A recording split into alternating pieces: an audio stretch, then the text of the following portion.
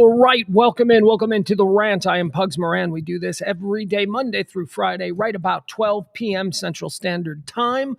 It's talk radio the way I think talk radio should sound, in the way that I haven't been able to convince a radio program director to give a chance to in damn near 15 years. It's talk radio without all the political bullshit and without being wall-to-wall sports. You see, that's the problem with the old-timey radio talk options. In America today, all you get are sports stations or political talk, and I reject that. So here we are. 3 years now we've been sitting here every day just talking about the world, doing talk radio in a way that they won't allow. Why? Because the world and life and conversation is far more complicated than the black and white, or shall I say blue and red, or my team, your team sort of a philosophy employed by most terrestrial radio. So that's what we do here. We do the show as a stream of consciousness because I don't have commercials. I don't have breaks. We're not going to stop down and play a little music. No, none of that. It's me. I start talking and, we go until we're done. I spend all morning looking at all the news and all the headlines and gathering a nice little rundown for you. And then I give it to you in a stream of consciousness. Just me. No stops, no breaks, no nothing. Just me. Just going. Whatever's on deck, boom, I say it, and we all enjoy it. Some of us do anyway. We've got a little chat room here. Come join the chat room. Why don't you mix it up? We've got people that have been in that chat room every day for 3 years. It is a good time. As good a time as you can have anyway in the middle of a day. 4 quarters. I should tell you about how the show unfolds. 4 quarters. The first quarter is some segment we call Antecedently on This Day. It's this day in history. It's no more complicated than that. Quarter 2 is birthdays. Is that complicated? I don't think so. Quarter 3 is deads. All right, now we're getting a little complicated. We take a look at people who died on this day and we decide, did they go to heaven or did they go to hell? And then quarter 4, that's the bulk of the show. That's where we talk about all the things that are trending, the hot topics, the headlines, whether it happens to be current events or pop culture or just trending. That's the rest of the show. Each and every show, we have an executive producer. That's the person who tips the show. That's how the show runs. It runs on your gratuities, has for 3 years. The executive producer is the biggest tipper of the day before. And today's executive producer is, well, no stranger to these here parts. It is the lovely April. Thank you, April. We did not make the limit last month for like the 4th month in a row. So obviously it's a kind of a fact that the show doesn't make its budget. But we ramble on for as long as we can. So let's go. Another day. Should we get started? Hold on. Let's do it this way. The Rant. That's today. The Rant for the 9th day of September, year of our Lord, 2024. Yeah, September the 9th is the 253rd day of the year. That's right. 253 of these. That means 113 left. So as we like to say around these parts, get those New Year's Eve plans started. All right, small talk segment. How do we do small talk? Isn't that where, yeah, I just get small. See how small I can get? All right, let's see how this is small enough. All right, small talk segment. This is not part of the 4 quarters. It's just me checking in and saying, hey, everybody in the chat room, how you doing? I see we got April. She's the exec producer. We've got Adam. We've got Al. We've got Cam. We've got Peter. Hold on, let me make it bigger. There you go. There's everybody. Barney's in here, of course. Keep going. All right. File in. I know we're getting started a little bit early. Small talk segment. It was weekend with the kid. We had a great weekend. And as I told you, this weekend was dedicated to absolutely nothing more than football. And that's all we did. That's all we did for 2 days. Football and fight. Oh, God, we fought. What did we fight about? All right, if I'm being honest, I've been a little bit anxious lately, so I'm a little bit short with him from time to time. And I make a point to point that out after our big dust-ups. But he's also a dick because he's 15. So even if I am a little bit anxious or a little bit nervous or a little bit agitated, he's a 15-year-old teen boy who's going to find a way to just, as I like to say, I've got a lot of buttons, he's got a lot of fingers. And it's just constant. He's good. He's good. Well, here's one thing we did. He got sick over the weekend, which is terribly sad. He's been a little bit ill. Been a little bit ill, and he vomited. He vomited while taking a hot shower to clear like all this mucus out. He vomited in the shower. Okay, yeah. The shower is located right next to the toilet. Like he would have only had to step out of the shower. It's one of them glass box showers. He would have had to just step out of the glass box shower and just bleh. But he didn't. He went in the shower. And then he finished his shower because apparently he was like in the back of the shower. So he finished the shower and dries off. He's listening to music. I hear his music on his phone the whole time. He's playing some hip hop stuff. And my point is this, there's no urgency on his part. And he opens up the door and he comes out to where I am and he goes, hey, I threw up. And I go, oh no, you all right? I go, come lay down. Go lay down. We'll watch the rest of this game. We'll go up in the bedroom. No, that's not what he was. He was like, no, I just wanted you to know that I threw up. And then he turned and he walked out and he started. And I'm like, wait, what? That's weird. Like, okay, you threw up. Why aren't you telling, like, what, why is, and he walks away like he wants me to follow him.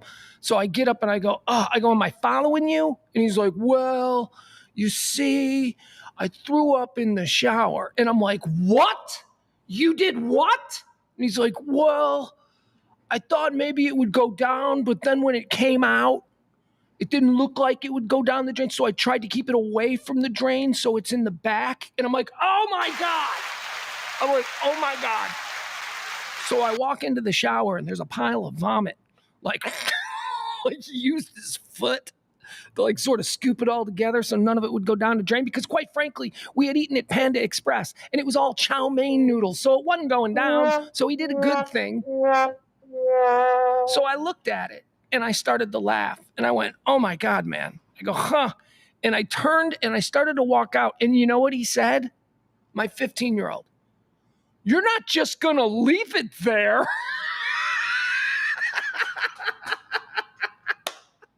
What? I'm not going to just leave it there? Well, no, little man, you're going to get on your hands and knees and you're going to clean up your own vomit because you're not 3 years old anymore. What the fuck do you think? What are you asking me? And he's like, well, I don't know how to clean it up. And I'm like, dude, you are 15 years old. You need to be able to clean up that vomit.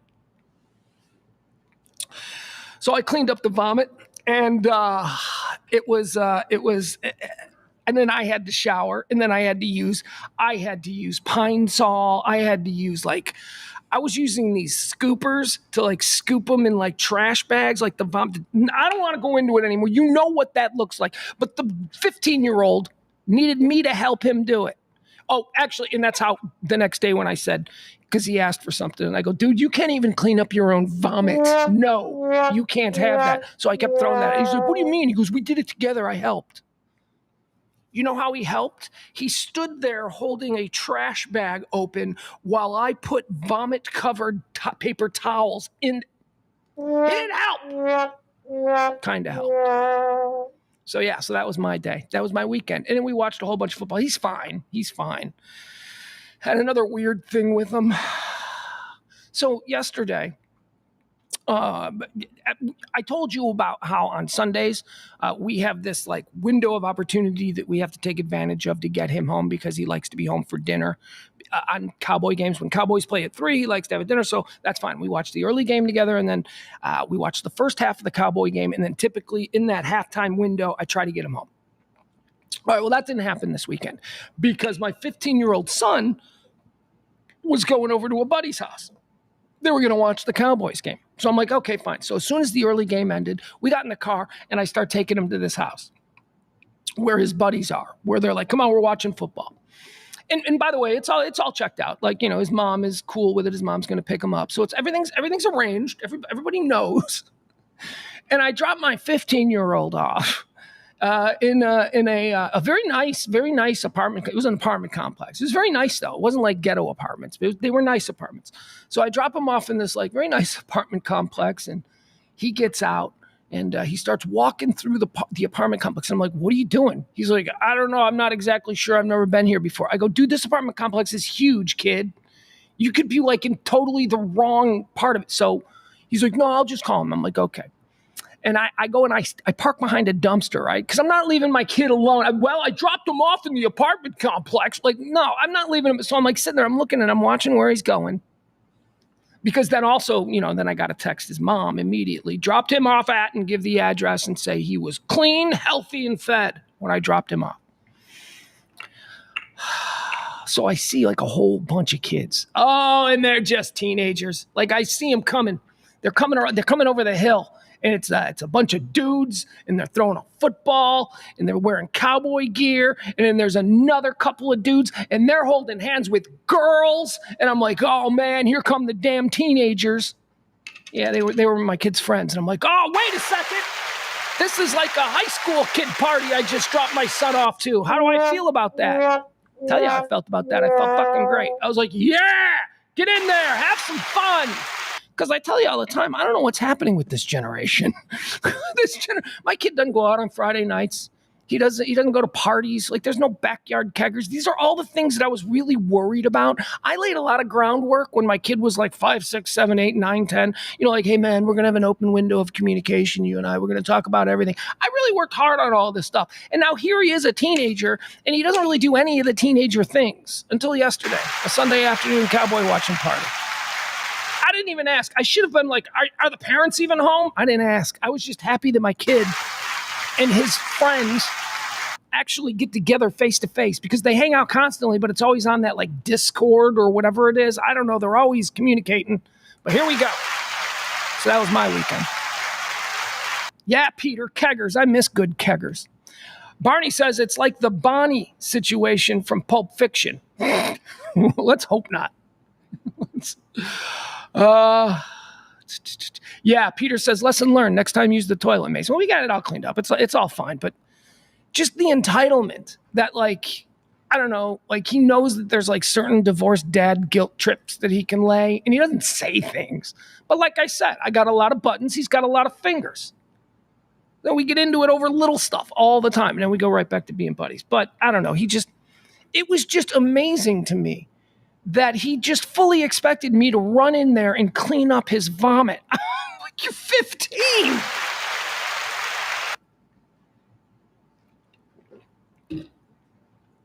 Don't even think about asking me if you can have a beer. You can't even clean up your own vomit. You watching the game, can I have a beer? No, you can't even clean up your own vomit, dude. Anyway, you may have noticed, look what I got, guys. It's very exciting before we get into the show at large. Look what I got. I got the Code Mix back. Woo! I told you this is my favorite of the energy drinks. Code Mix. I don't know. It tastes like old school, what do you call it? Old school Red Bull. Like first generation Red Bull is what it tastes like to me.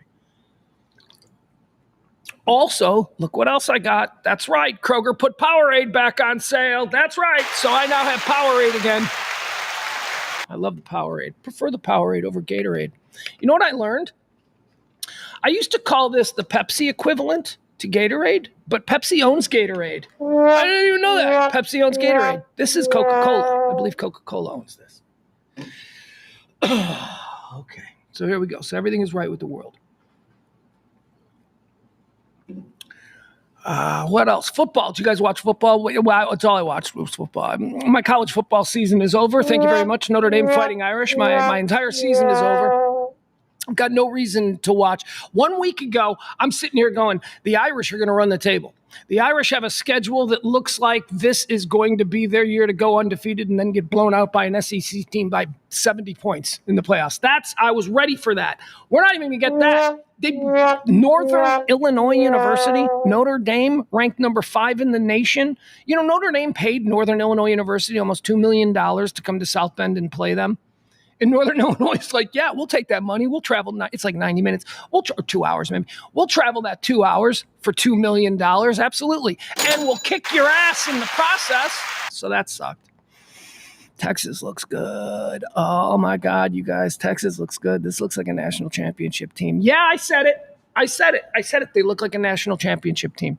That's what I'm. Now, let's be honest, Michigan of 2025 is not Michigan, the national champions from 2024, but they are still I think Michigan is always inflated in the rankings because it's Michigan, but I also always think Texas is inflated in the rankings. Except this year. I think Texas looks good. Michigan is not a very good team, but still to travel up there to the big house, the first home game, oh my God, in that atmosphere, and to just handle business the way the Horns did, good Lord. That was pretty cool. Jimmy Smell's hanging out. Al is here. I just want to say hi to people as they come into the chat room. Sports Bras are here.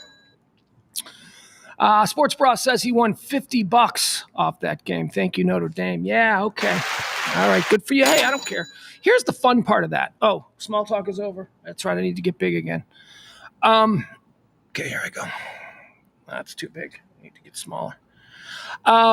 Here's the fun part about Notre Dame, my team, losing to Northern Illinois University. There is not a college in America that I've spent more time at than Northern Illinois University. All my friends went to Northern Illinois University. I've been to more Northern Illinois University football games, college football games, than any other team. I love Northern. I lived at Northern Illinois University. People at Northern Illinois University thought I went to Northern Illinois University. I was just at some birthday party for a friend of mine who went to Northern Illinois University. And I was hanging out with some people that I partied with 25 years ago, and one of them was freaked out to learn that I didn't actually go there. Yeah, no, I didn't actually go there. I was just there at the parties. So I'm happy with the Huskies. I'm happy. My son and I, we were talking this through after watching our team Notre Dame lose. We were talking this through, and I said, look, dude, this sometimes happens in college football where there's a huge upset. And, it was going to happen in Notre Dame. I've seen it happen a million times in Notre Dame. It's not an anomaly. It'll happen again. But you know what? This time, let's be happy for NIU. Let's be happy that it's a school that we actually kind of like. So there you go. But them Horns, baby. I'm serious. Don't be sleeping on them Horns. I don't think anybody is. I don't think anybody's sleeping on them Horns. Looks like a national. I know. Look, I know. Don't talk to me about Georgia. Don't tell me Todd's back this year. No, don't give me any of that shit, okay? I think Texas looks good. They're ready to roll. All right, let's get started with today's show. As I mentioned before, the executive producer of today's show is April. Thank you so much to April. If you or anyone you know would like to support this show, drop a little something right there. There's the Venmo and the Cash App. I think it's time we get started with quarter one, antecedently on this day. This is where we go through some of the events that have helped shape our understanding of this day, September the 9th. Previously, on September the 9th. On this day, antecedently in the year 1850, California is admitted as the 31st state. Happy birthday, California.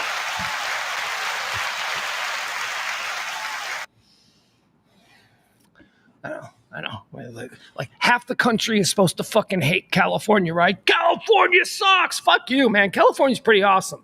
I don't know. I never had to live there, so I never had to deal with, whatever the garbage is that people who live in I have only visited California, and all I can tell you is that somebody says, hey, want to go to California? I'm going to say, yeah. California's awesome. Might be the best state in the whole country. Yeah, it might be. It's got everything, man. It's got everything. All right, California on this day in 1850 becomes the 31st state of these here United States. Antecedently on this year in 1942, World War II. Here we go, guys. I got to remind you all of this again, how our public school and in some cases private school educations have failed us. Today is the anniversary of Japan attacking America. And I'm not talking technically America. I'm not talking about some bombing of the Aleutian Islands. I'm not talking about, they bombed, I don't know, Hawaii. No, of course, that's not. How come, and that's the way I speak when I'm trying to be stupid, how come we were never taught in school that the Japanese bombed Oregon during World War II? Where are the movies about the Japanese dropping bombs on the state of Oregon? Because it happened, and it happened on this day in 1942. A Japanese float plane drops incendiary bombs across the Oregon wilderness. Now, here, Operation Look, what was this called? Hold on, let me click on this, because this is actually a pretty interesting operation. No, that's not it.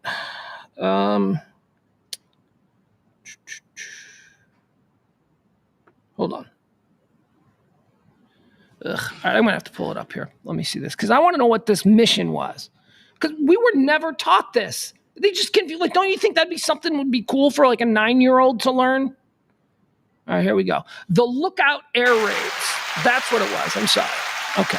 So the Lookout Air Raids were minor but majorly historic Japanese air raids that occurred in the mountains of Oregon, several miles outside Brookings during World War II. For $1 million, well, not me, because every year we go over this. So not me. So I always knew about this. But I bet any number of you, for $1 million, if they said, for $1 million, did the Japanese ever attack the West Coast? You'd probably be like, well, no, but there was a lot of fear of it. They attacked Oregon on this day in 1942. Antecedently on this day in 1947, the very first computer bug is discovered. The very first computer bug in 1947. Do you want to know what the very first computer bug was? Or more to the point, do you want to know why we call it a computer bug? Well, it's because on this day in 1947, a moth lodges itself in a relay of a Harvard Mark II computer at Harvard University. A moth had somehow gotten inside, and there was a computer bug, and now we call it a computer bug. That was on this day in 1947. Let's see here. Just lost my spot, didn't I? I sure did. On this day in 1956, Elvis Presley appears on the Ed Sullivan Show for the very first time. Elvis Presley and his swinging hips. That's the famous American TV story about this incident. The cameraman was filming Elvis Presley below the waist, and his hips were gyrating, and apparently that was making teenage girls all across America discover sex for the first time, and that wasn't good. So from that point forward, every Elvis Presley television appearance, the FCC, the people who govern decency and taste across our airwaves, the FCC required him specifically to be shot above the waist, Elvis Presley appears on the Ed Sullivan Show for the very first time on this day in 1956. Antecedently on this day in 1971, excuse me, the 4-day Attica prison riots begin. This eventually results in the 39 dead. Most of them were killed by state troopers, 39. Attica. We hear that, Attica. This is not where that comes from. It's not where that comes from. People always make that. They did not chant Attica at Attica during the riots.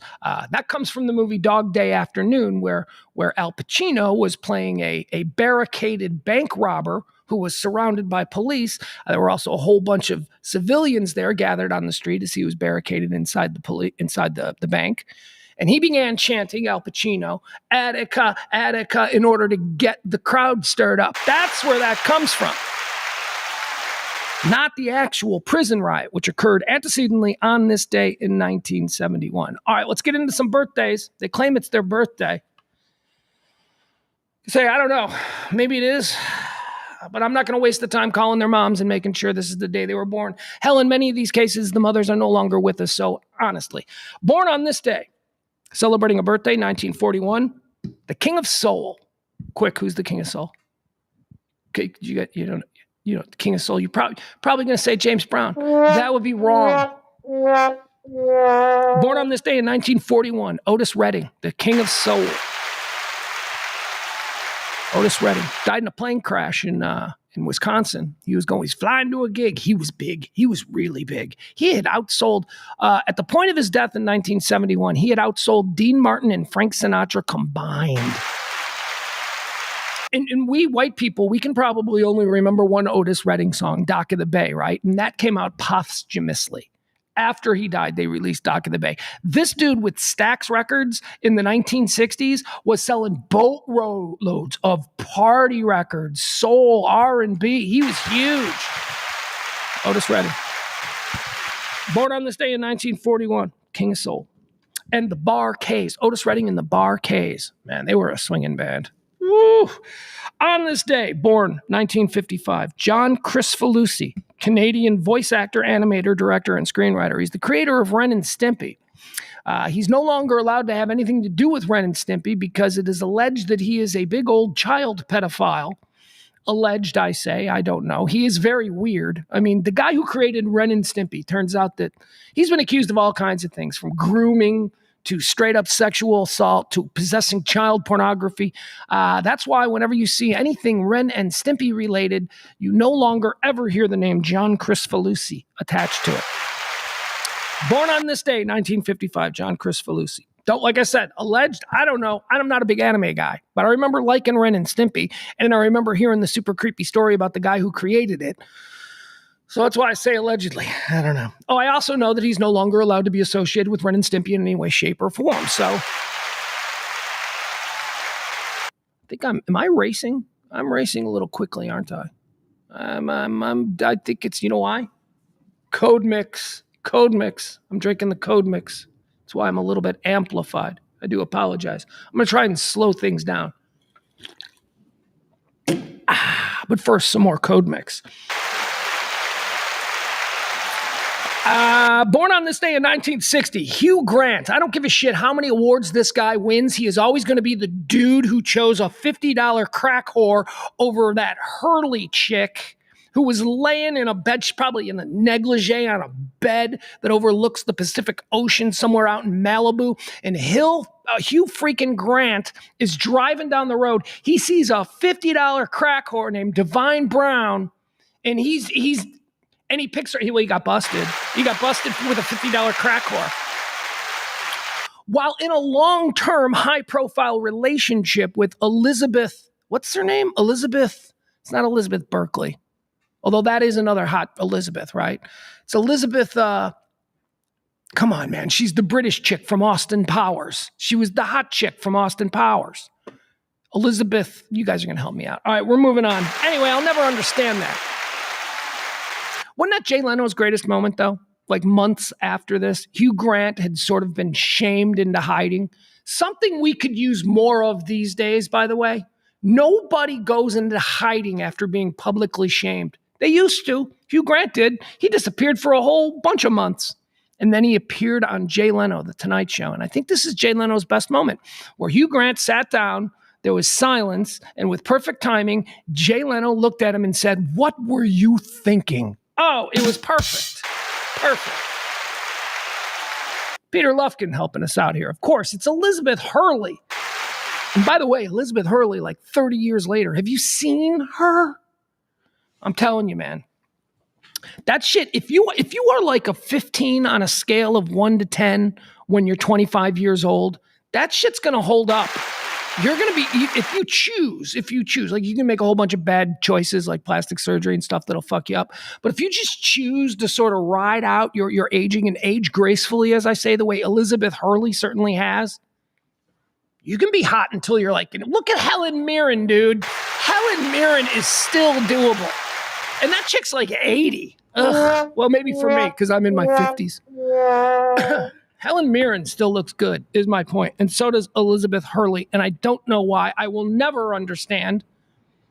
Is he that horny? You guys, no, I'm not that horny. I'm not, you know me, I'm horny. I'm normal horny, but I'm not like overly crazy horny. Are you guys honestly that horny that if you had Elizabeth Hurley waiting for you at home, you would stop and pick up a $50 crack whore? Did you see Divine Brown? Did you see what she looks like? Have you ever seen a side-by-side of her and Elizabeth Hurley? Don't. You'll probably go blind or your brain will explode.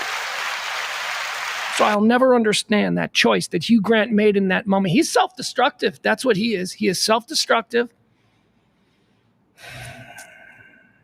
And horny. That's it. He's self-destructive and horny. Have been the downfall of many a great man. Not antecedently. Happy birthday, born on this day in 1966, Adam Sandler. Adam Sandler is having a birthday. You know, I almost did an Adam Sandler draft, and then I'm looking at these movies because I'm not one of these people that thinks Adam Sandler sucks. I think Adam Sandler is an incredible actor. I think he's terrific, as is often the case. If you are really good at over-the-top, no-holds-barred comedic acting, I'm talking about Robin Williams, I'm talking about Jim Carrey, I'm talking about Adam Sandler. That over-the-top kind of thing. If you're good at that, you can be good at all kinds of acting because that's the hardest fucking shit to pull off. So I'm not one of these guys who doesn't like Adam Sandler. I'm actually very impressed with the way he has managed his career. Because if you remember, back in the 90s, he was very marginalized and very disposable. And we're like, like he very easily could be Pauly Shore.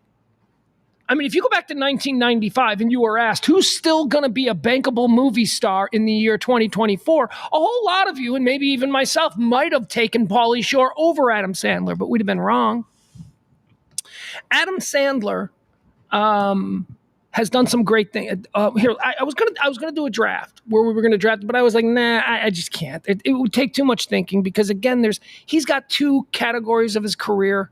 Like he's got the comedy stuff and the big budget hits from the 1990s, and then he's got like a whole bunch there's a whole bunch of smaller movies that he has done over the years where he doesn't play these over the top characters, and he's just terrific. Punch Drunk Love. I think Punch Drunk Love is such a great example of that was the first time that we saw Adam Sandler not being that guy. And I was like, holy shit. Uncut Gems from a couple years ago was terrific. He also did this movie that bombed. It was a Netflix film where he played this Hollywood super agent. It was called Sandy Wexler, and it's kind of interesting. It's not a great movie, but it's kind of interesting just to see Adam Sandler put on a pretty solid performance as this aging Hollywood super producer. It's good. Adam Sandler was born on this day in 1966. Don't marginalize him at your own peril, is what I'm saying. He's legit. He is legit, and he has been legit for a bunch of years. Born on this day in 1971, Eric Stonestreet. Eric Stonestreet, he played Cam on Modern Family. I got a question about this. It's not a problem. This is an observation. Again, people, don't get it twisted. Many of these things that I'm saying, they're not opinions. I'm not offering hot takes. Oftentimes, they're just observations. So here's an observation. Modern Family is a terrific show. Modern Family is very funny, very well written. Now, if you are aligned to see a certain worldview, you might hate Modern Family because it's gay, it's all gay, or whatever. Okay, fine, I get it. It was a little bit heavy-handed with a amplification of a certain kind of American family life. Certainly wasn't a normal family, not by any stretch, They had money. They all liked each other. That ain't my family, is my point. It was an idealized version of an alternative lifestyle family group, extended family group, and it was lovely. And it was the first of its kind. So all of this talk about how it was forced down your throat, it was the first of its kind, man. Leave it alone. But okay, but I can see how some of the values and some of the lefty Hollywood liberalism, there was a lot of that in the show. Okay, so let's move on from that. Now, the show was embraced and beloved by the left, Modern Family. Not so much by the right, although a lot of you motherfuckers watched because that show was a ratings monster. So people of all different ideologies enjoyed that show. Eric Stonestreet, our birthday boy, he played Cam. Cam and Mitchell, they were the married gay couple from Modern Family. And Mitchell was a very sort of subdued, serious, we got to know Mitchell a little bit, so we knew that he had all kinds of anxieties because of his father and all that, but he was a pretty serious, pretty successful, pretty dependable guy. That was Mitchell in Modern Family. And then there was Cam, played by birthday boy Eric Stonestreet. Cam was the personification of what I think every homophobe thought a gay man was. That's who Cam was. Oh, Cam was over the top. Cam was like Jack from Will and Grace. This very over-the-top, flamboyant, my grandpa might describe him as flaming type of personification of a gay man. So remember I told you how, Modern Family was embraced and beloved by the left and it could do no wrong and all that kind of stuff. Now, as far as the gay couple, Mitchell is played by, and I can't think of his name, I don't care, dude with the red beard. He's an actual gay man. He is an actual gay man. Cam, our birthday boy, Eric Stonestreet, he ain't gay. He's not gay. He's not gay in real life. In fact, Eric Stonestreet is really masculine. He's like a diehard football guy. He's been on Inside the NFL. He's a fucking Kansas City Chiefs super fan. He grew born and raised in Kansas City. Him and Paul Rudd and Jason Sudeikis, they go to games together. Eric Stonestreet is so not gay that he's got like a 25-year-old smoke show wife, like much too young for him and all of that. So he's not a gay man, Eric Stonestreet. But he played a gay man on this show, and he played a gay man in a way that I have to imagine if you played it for comedic laughs on any other platform other than the beloved, lefty-accepted Modern Family, if you had played that on like Saturday Night Live, I bet you he'd have been criticized for being a straight man pushing stereotypes, ugly stereotypes about how gay men are flamboyant and all of that stuff. There you go. That's my take on Eric Stonestreet on his birthday. I think he dodged the bullet is my point. Why isn't Eric Stonestreet being canceled for portraying a gay man when he's not a gay man? Because he did it on a show that was loved by the people who like to cancel for those things. I never looked at it from that perspective, but I did. Again, just an observation. No, just asking questions. I'm observing and reporting. That's what we do here. Eric Stonestreet, born on this day in 1971. Cam from Modern Family, not gay, not a gay guy. Born on this day in 1980, Michelle Williams. All right. I don't know how I feel about Michelle Williams. Well, first of all, we all love Michelle Williams. I shouldn't say I don't know how I feel. We all love Michelle Williams. She is the sad little widow of Heath Ledger, right? Wasn't that her guy? They met on that movie. What was that movie called? Eric Stonestreet did not go see that movie because no straight people saw Brokeback Mountain, right? No, that's actually a joke that I heard a comedian. Tell once. He basically took the position that no straight man ever saw Brokeback Mountain, and then he would start talking to people in the audience. Like guys were like, that ain't true, I saw it, and then he would basically insinuate that they were gay. It was a very funny way to do crowd work, but anyway, of course, there are some bi-curious men who also saw Brokeback Mountain, just not real straight men. I've never seen it, but I do know that Michelle Williams was in it, and that's where she met Heath Ledger. And Michelle Williams, it's our birthday. And then Michelle Williams, everybody was like, she's from Dawson's Creek, right? See, I never saw Dawson's Creek because that show was aimed at a target demo about 10 years younger than me. Like it was a show for teens when I was like in my mid-20s. So I was like, yeah, I'm not into it. I'm not a pedophile or anything like that. So I wasn't just, But Michelle Williams, she came from that show. And then she became like a really good actress. And people think she's an awesome actress, but I don't really know because I don't watch Michelle Williams movies because they're... Oh, and by the way, here's the other thing. She's the white Michelle Williams, right?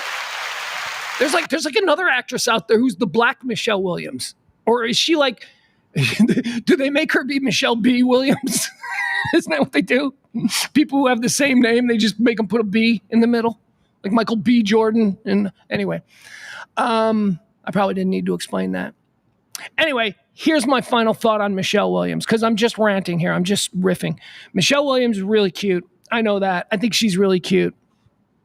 And probably a good actress. I just won't see anything she's in because she does real movies. She does like real, like Jane Austen shit. And I ain't seeing any of that.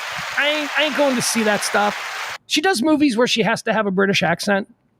She does like cool, critically acclaimed indie shit that I've never seen. It's the story of a mother and her addiction to heroin and how she raised children that went to Harvard. No, I don't want to see that. That looks stupid. That looks dumb. That happened once and you guys made a movie about it? Well, I guess that's why if it happened all the time, it probably wouldn't be special. All right, Michelle Williams, born on this day in 1980. Born on this day in the year 2000. Happy birthday to a guy who was big in the news last week. And holy shit. Was he even shot? Was Ricky Pearsall even shot? The dude was on the sideline walking around playing catch. He doesn't even seem like he's, got some chest discomfort. He was supposedly shot through the heart. Okay, probably not through the heart. But he was shot like in the chest. Ricky Pearsall, San Francisco 49er rookie wide receiver, shot on the street just last week in Union Square, is celebrating a birthday today. Happy birthday, Ricky Pearsall. He's not even out for the season. The dude took two, right? He took two in the chest. This is fucking Bob Marley level badassery. You know, the Bob Marley story. Bob Marley got shot in the chest twice, and then like 3 hours later did a whole concert to 100,000 people in Jamaica. That's like the legend of Bob Marley. This is the legend of Ricky Pearsall. This motherfucker's going to play this year. He's going to play. Sean Lynch is like, he's playing. John Lynch. Wait, which one do I know? One kid I went to, like, grew up with, and one is like the GM of the 49ers. It's John Lynch. John Lynch is the GM of the 49ers, not Sean. Doesn't matter, same thing. Anyway, happy birthday to you, Ricky Pearsall. There you go. That's quarter two. Quarter two is down. Let's move into quarter three. These are the deads. These are people who died on this day. We're going to decide whether they went to heaven or hell upon their departure from this plane of existence. Adam Reyna, with a little bit of Michelle Williams info, he says that she's a 5-time Oscar loser. Oh, well, we should honestly, every actor in Hollywood would love to be a 5-time Oscar loser, because that means, you know, I mean, you want to win at some point, but look, Susan Lucci was like a 30-time daytime Emmy loser, and she banked almost an entire career. The last 20 years of her brand were just all about that. Susan Lucci. It ain't bad. Peter says, Willie Nelson has a song called Ain't Going Down on Brokeback Mountain. He does?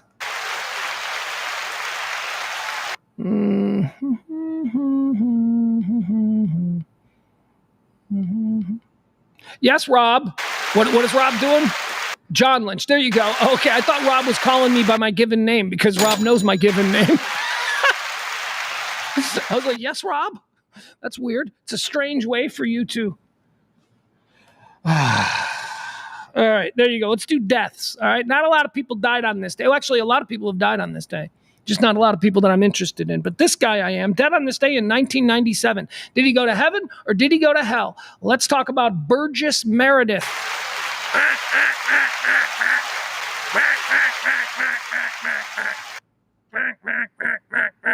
Burgess Meredith. That dude, you know that dude. He was the Penguin. The Penguin on the original Batman series. Every Batman since that has featured a penguin owes a Greta Datitude. I just got Greta Datitude. Bad name alert. Greta Datitude. Greta Datitude. It's a bad name. Or like a what do they call that? Identity fraud name? Greta Datitude. Anyway, everybody owes a Greta Datitude to Burgess Meredith. Danny DeVito owes a Greta Datitude to Burgess Meredith. And that's it. I don't know who else has played the Penguin, but that's him. That's Burgess Meredith. Now, also Burgess Meredith was Mickey in Rocky. Cut me, Mick. Rick. I just rewatched all the Rocky movies. I know how important he is. So where do we put Burgess Meredith? He was the Penguin and he was Mickey in the Rocky movies. Let me tell you about Mickey in the Rocky movies, because I said I just watched the Rocky movies. Mickey's kind of a piece of shit. Mickey is kind of a piece of shit. He's a very transactional individual, and I don't care how much you grew to like him throughout the course of the 3 Rocky movies he appeared in. The character of Mickey was a leech who was leeching off Rocky Balboa. When Rocky Balboa had absolutely nothing, what did Mickey do? Mickey locked him out of the gym. He took all of his shit, all of Rocky Balboa's shit that was in the locker. Mickey stuck in a dirty paper grocery bag and basically threw it out in the garbage. Why? Because he couldn't pay. Because Rocky could not pay for the locker. He was late on locker. So Mickey was like, you're a bum. And Mickey's like, you're garbage. You'll never. And then all of a sudden, Sylvester Stallone's Rocky gets this great break to fight Apollo Creed because Apollo's opponent had fallen out and they're looking for like a big dumb white guy. And so they found this palooka boxer and somehow Rocky got it. That's when Mickey comes back. I'm sorry, kid. I'm sorry. I just want one more shot at it. Fuck you, Mickey. You're an asshole. You're lucky that you're dealing with Rocky Balboa, who's basically retarded, that he was like, okay, and so suddenly you hooked your meat. You landed your meat hooks into Rocky Balboa and you died a wealthy man. Mickey died a wealthy man. He's going to hell. That's right. When you think about Mickey and his motivations and how transactional he was, again, when Rocky had nothing, Mickey kicked him out of the gym. When Rocky suddenly got tagged to fight Apollo Creed, Mickey came back like, I trained you, kid. I got you. Fuck you, Mickey. You're going to hell. Burgess Meredith. I'm sorry. Said a whole bunch of nice things about how he was the originator of the whole penguin persona. And now here we are banishing him to hell because Mickey was a piece of shit. All right, dead on this day, Catfish Hunter. Catfish Hunter. Died on this day in 1999. Catfish Hunter was he was a baseball player. He was called Catfish because he had whiskers. He had a very interesting, it's not as interesting as Raleigh Fingers. I mean, but it certainly is memorable. In the list, seriously, this is where we could actually do a draft. 70s mustaches. Because 70s mustaches, Catfish Hunter had a memorable, iconic mustache. However, it wasn't even the most memorable or iconic of the era in the sport he played because that's Raleigh Fingers. Raleigh Fingers had the best mustache. Okay, so let's do what are some other iconic, we'll do this draft on the fly. Iconic 70s mustaches. Let's go with Burt Reynolds, right? There you go. He's got to be number one off the board. Burt Reynolds. Iconic 70s mustaches. Mark Spitz. There you go. Olympian Mark Spitz. Iconic mustache from the 70s.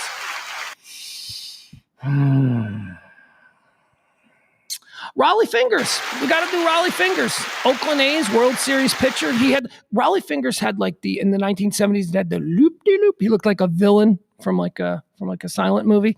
That was him, Raleigh Fingers. Johnny Wad, right? We got to go with John Holmes, porn star John Holmes with his big Johnny Wad mustache.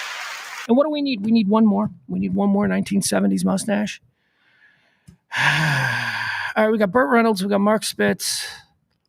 We got Raleigh Fingers. We got Johnny Wad. And I'm missing somebody. I'm missing somebody. Let me know in the chat room. We'll move on.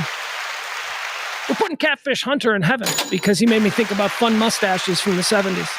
See, that's all it takes. See why I'd be a cool god? I'd be such a cool god. I'm like, Catfish Hunter, I'm thinking about your mustache. It's making me smile. Come on in. Come on in. Seriously, why can't I come up with the fifth mustache? There's got to be dudes in rock who had great mustache. Frank Zappa. There you go. We're going Frank Zappa. It's the first one I thought of. Okay. Just so we can move on. All right. Once again, let's say thank you to April. April is today's executive producer of the show. Thank you so much to April. She helped us last week during Pledge Week. We didn't make Freddie Mercury. Oh, Freddie Mercury is bigger than Frank Zappa. Freddie Mercury is the fifth mustache. Very good. But hold on. I'm receiving. Sorry, Jimmy Smells. I'm receiving word from the judges. They are discussing. That call is under review, Jimmy Smells. We are trying to determine if Freddie Mercury is more 80s or more 70s. So we're going to move Frank Zappa back in there for the time being until we get a ruling. All right, we've received a ruling. There we go. No, he is in. There you go. Freddie Mercury is in. Freddie Mercury had a career that spanned both the 1970s and the 80s, so he can be eligible for best mustache of either decade. And I bet he makes both lists. Doug Henning. Doug Henning, says KB Artist. David Crosby, another good one. But here's the problem with David Crosby. And I love the David Crosby one, because if you were going to do a David Crosby imitation, you would have the big mustache, man. You would have that. But there were so many of those mustaches in rock that you have to look for the unique one. And I think Freddie Mercury's was unique. I don't know why, but it seems like it was unique. David Crosby's did not seem unique. Doug Henning, he makes the conversation because he's a magician. And it's fun to talk about magicians. And he was famous, and he had a big mustache. Who else? Oh, Peter would like to correct his earlier statement about Willie Nelson. He said Willie Nelson had a song about not going to Brokeback Mountain. Peter says, correction on Willie. The song he did for the movie was He Was a Friend of Mine. He did do the other one. Oh, he did do that. I was looking. Okay, Peter. Appreciate it. Rip Taylor. He's another one. Not big enough, though. Not big enough. Kevin Barber says Rip Taylor. I get it. He was crazy with the mustache. He might also be. Rip Taylor is maybe in the conversation for best toupee from the 70s, of which Burt Reynolds would also be one of the top guys. Oh my God, we are learning what an iconic star Burt Reynolds is. He's top 5 in a whole bunch of different crazy drafts. All right, let's keep going. That's it. That's it for the Deads. All right, very good. Like I said. And thank you, of course, to April. If you support this kind of talk radio, the kind that doesn't rely on political divisiveness or sports, just talk radio done by a middle-aged narcissist screaming into a camera every day at noon, you can drop a little something right there in the Cash App or the Pugs cast. For the Pugs cast. There you go. Cash App, Venmo, appreciate you. B. Tomorrow's executive producer, the biggest tipper of the day, is awarded that title daily. All right, now let's get into what happened. Look at what I did. Look at what I did again. Look at what I did. Hold on. What? No. I screwed something up.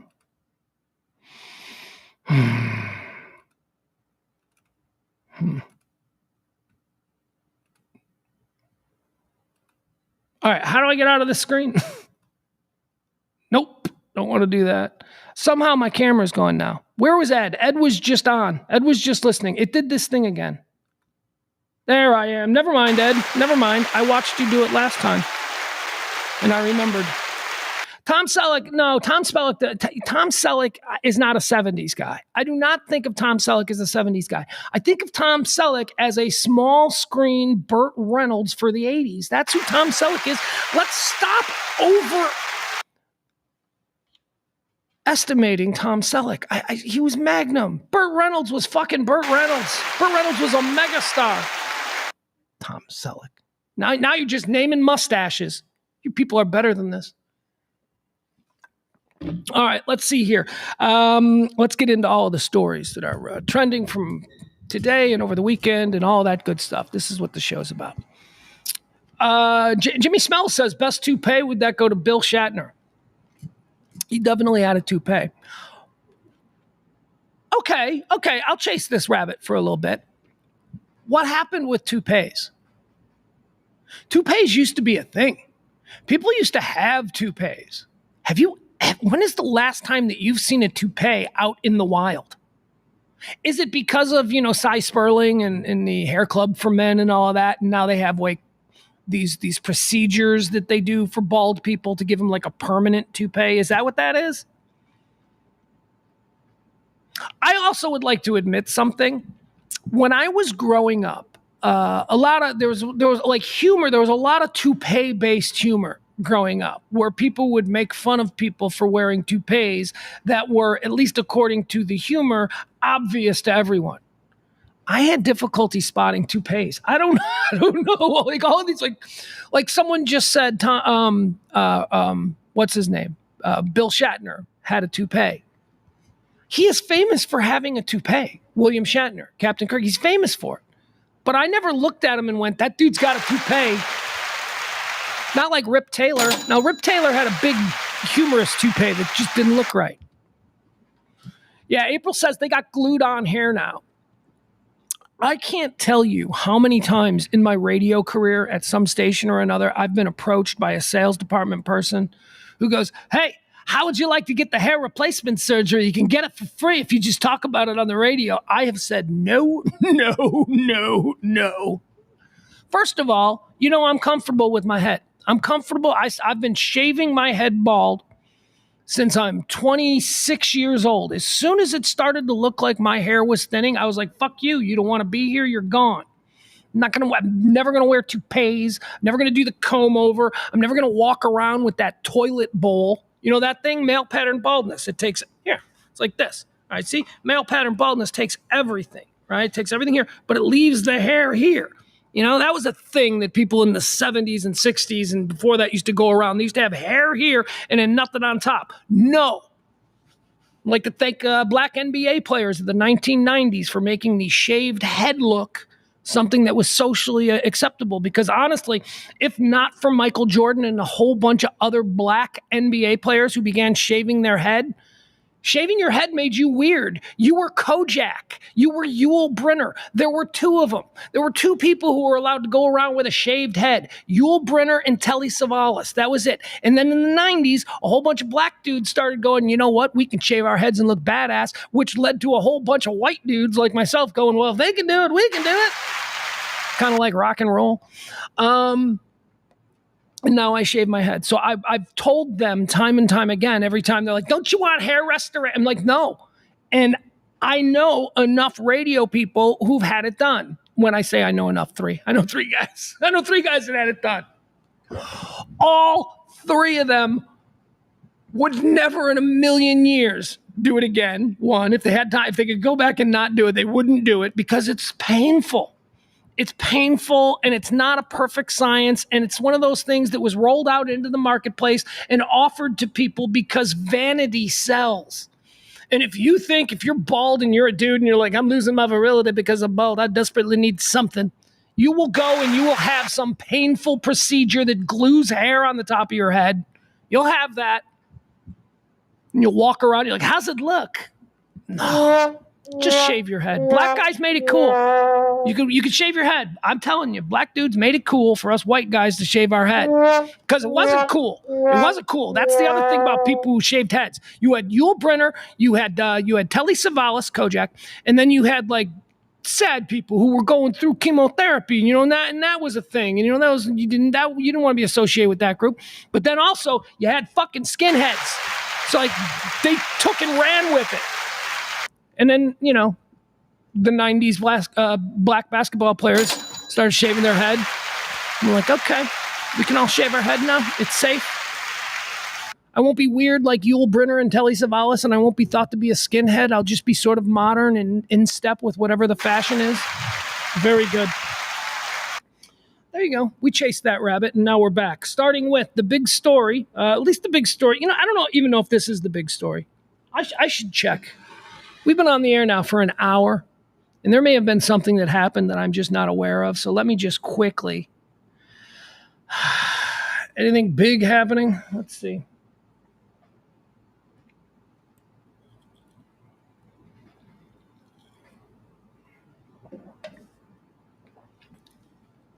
Okay, so there is a little bit of breaking news, but it's not even something that would crack our top 10. Princess Kate Middleton, apparently she is done with chemotherapy and she makes her first public appearance and she's going to be okay. At least that's what we hope. So there you go. Princess Kate Middleton, breaking news. She's finished with her chemotherapy. So on Saturday night, an event took place. We were watching college football and my phone started going crazy. Oh, this was another fight. This was another fight that I had with my 15-year-old. So I have an alert on my cell phone. My cell phone, Jesus, how old am I? I have an alert on my phone. And whenever there is like a big police action somewhere happening in the country, I start getting through my phone live scanner calls from wherever the big place is. So we're watching a football game and my alert goes off and I look at it and I'm like, that's interesting. It says shooting in Kentucky. I-75 closed between, and it said 2 towns in Kentucky. And I was like, that's interesting. So I put the phone aside, and as we're watching the game, the scanner starts going off, not with any sort of rhythm or anything, because it's just when they're talking. So it's, we're watching the game, and then my phone blasts out. We got offside 75. I get 2 units trying tonight. So this is going on, like I said, sporadically over the course of like 15 minutes. And I'm trying to listen to what these calls are to see if this is like a big breaking news event or what. And my kid is going nuts. My kid is like, turn it off. And I'm like, I'm just listening to see what this is. They're chasing a guy through the woods. They said he's shirtless and he's shooting at people. I don't care. I'm watching this game and that is irritating as fuck, Dad. I'm like, ugh. So I turn it off. We go back watching the game, right? Like 3 hours later, it's a huge story.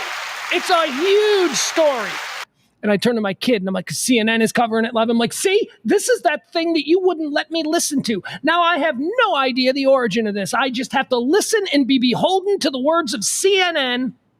Made him feel guilty. Anyway, it turned out to be a huge, huge thing on Saturday night. It gripped me for most of the night. I was watching. I had the phone going. I had the laptop up. My kid was very upset. But he understood that this is what his dad does. So I went into like trying to figure out what's happening. Here's what happened. On Saturday, about 5:30 in the evening, somebody from an elevated position began taking sniper shots at cars on I-75 outside of London, Kentucky. I-75, if you want to look at it, you can go and check it out on Google Maps. Just look at Laurel County. It's very rural. It's very, my grandpa's in a jug band. It's very much like that. Appalachia, I suppose. I don't know. I'm not entirely sure where Appalachia is. It's somewhere in that general vicinity. Not an easy place. Not an easy place to find somebody if they run off into the woods. So here's what we know. Well, we'll get the whole story. Maybe we'll show you some pictures too. The guy, we know who the guy is. 12 cars were struck, again, from a shooter shooting from an elevated position. 12 cars were struck. 9 people were injured. Most shot in the face while they were driving. Just driving from Florida up to Indiana, and you're cutting through. Holy shit. And you want to talk about a horrifying scenario. Let's not talk about the actual details of this. Let's talk about what this does to my psyche as an American. I'm already freaked out, and I tell you this all the time. I don't like to go to malls anymore because of you people. Some of you fucking weirdos. I don't like to go to malls. I'm apprehensive about concerts. Before I walk into any place where there's going to be a lot of people, the first thing that I do in my head is I make a mental note. Shit goes down, where am I heading? Shit goes down, who am I grabbing and taking with me? Because I'm going to know where the side door is, and I'm going to know. Anyway, that's just the life that I live now, and I think that everybody should live that way. Maybe it's, more comfortable forgetting and just, going about your day, and maybe that's the way to do it. But I don't know. I can't help but prepare ahead for all of these things. So now you're telling me I can't even drive on the open highway without having to worry about being shot in the forehead by some dude from a tree as I whiz by at 70? Terrible. Terribly frightening. That's what terrorism is. Okay, so let's stop it. Okay, terrorism isn't just a dude with a towel on his head going, no, terrorism is anything that terrorizes an otherwise civilized society. And if it's a hillbilly with a rifle in the woods shooting at cars, that's pretty fucking terrifying if you ask me, all right? So let's not get bogged down in semantic wars. All right, so here's what we know. There are 5 injured. 5 seriously, 9 shot, 5 seriously. 12 cars were shot at. The suspect's car and an AR-15 have been recovered from the scene. Police believe this was a planned attack. Here, we'll show you the guy's name. They had the guy identified right away. You know why they had the guy identified right away? Because as soon as this started happening, members of this guy's family started calling the police going, yeah, he's been talking about how he's going to go out and kill a whole bunch of random people today. He also threatened to kill us. The sister-in-law of the shooter, and I'll give you his name in a second here. The sister-in-law of the shooter called her work. She worked at a bakery. She called the bakery and said that she can't come in today. This was earlier. Remember, this all went down around 5:30 on Saturday. She called in to work that morning. She said, I can't come in today. Why can't you come in? Because my crazy brother-in-law is threatening to kill everybody in the family, and we got to deal with this. So the bakery called the police after the shooting started, and they went, yeah, I just wanted to let you know that there is a dude in the neighborhood here where these shootings that are basically threatening to kill everybody. The police believe it was planned. The police believe that they know who it is, or at least the suspect. Here, I'll give you his name here. Hold on. Well, you know what? I'll just read you the story, and then I'll tell you what I know in addition. A manhunt was underway early Monday. Started again on Monday. He's been missing since Saturday. The dude just shot a bunch of people and ran into the woods. And he's supposedly a survivalist, and he's got military experience. And a manhunt was underway early Sunday as police searched for a gunman in a rural area of southeastern Kentucky near Interstate 75. according to authorities who said 7 people were hurt in the shooting. See, these numbers are changing. 7 people were hurt in the shooting and a vehicle accident that accompanied the violence. Yeah, that's the other thing I'm not really even thinking about. He's just shooting people who are traveling down the highway at 70 miles an hour. Those cars are going to crash. Even if you're not shot, if you're just in the back seat, you're now in a car accident at 70 miles an hour. The shooting Saturday was followed by an intense search for a suspect by multiple law enforcement agencies. The Laurel County Sheriff's Office said in a post on Facebook that it was a, quote, active shooter situation and numerous persons had been shot near the highway. Deputy Gilbert Acierado, who is a spokesperson, I just clicked out of a pop-up and it just totally lost my place. Deputy Gilbert Arciado, a spokesperson for the Laurel County Sheriff's Office, said authorities were notified about 5:30 p.m. Saturday about gunshots along I-75. When they arrived at the scene in London, a small city of about 8,000 people located about 75 miles south of Lexington, they found numerous vehicles on the side of the exit at the side of the highway at exit 49. Here's what the police said when they first arrived. When our first 2 units got to the scene, they said it was a madhouse. People on the sides of the road, emergency flashers going, bullet holes everywhere, windows shot out, 9 vehicles had been shot. Can you imagine that? Just chaotic, Arciado said during a news conference on Sunday. 5 people were shot. All right, again, this is a story from Sunday, so it's not updated. 5 people were shot, and all were in stable condition early Sunday, although some of the victims had very serious injuries, including one person who was shot in the face. Eesh. 2 other people were hurt in vehicle accidents. Police blocked traffic in both directions on the highway. Come on, who's the guy?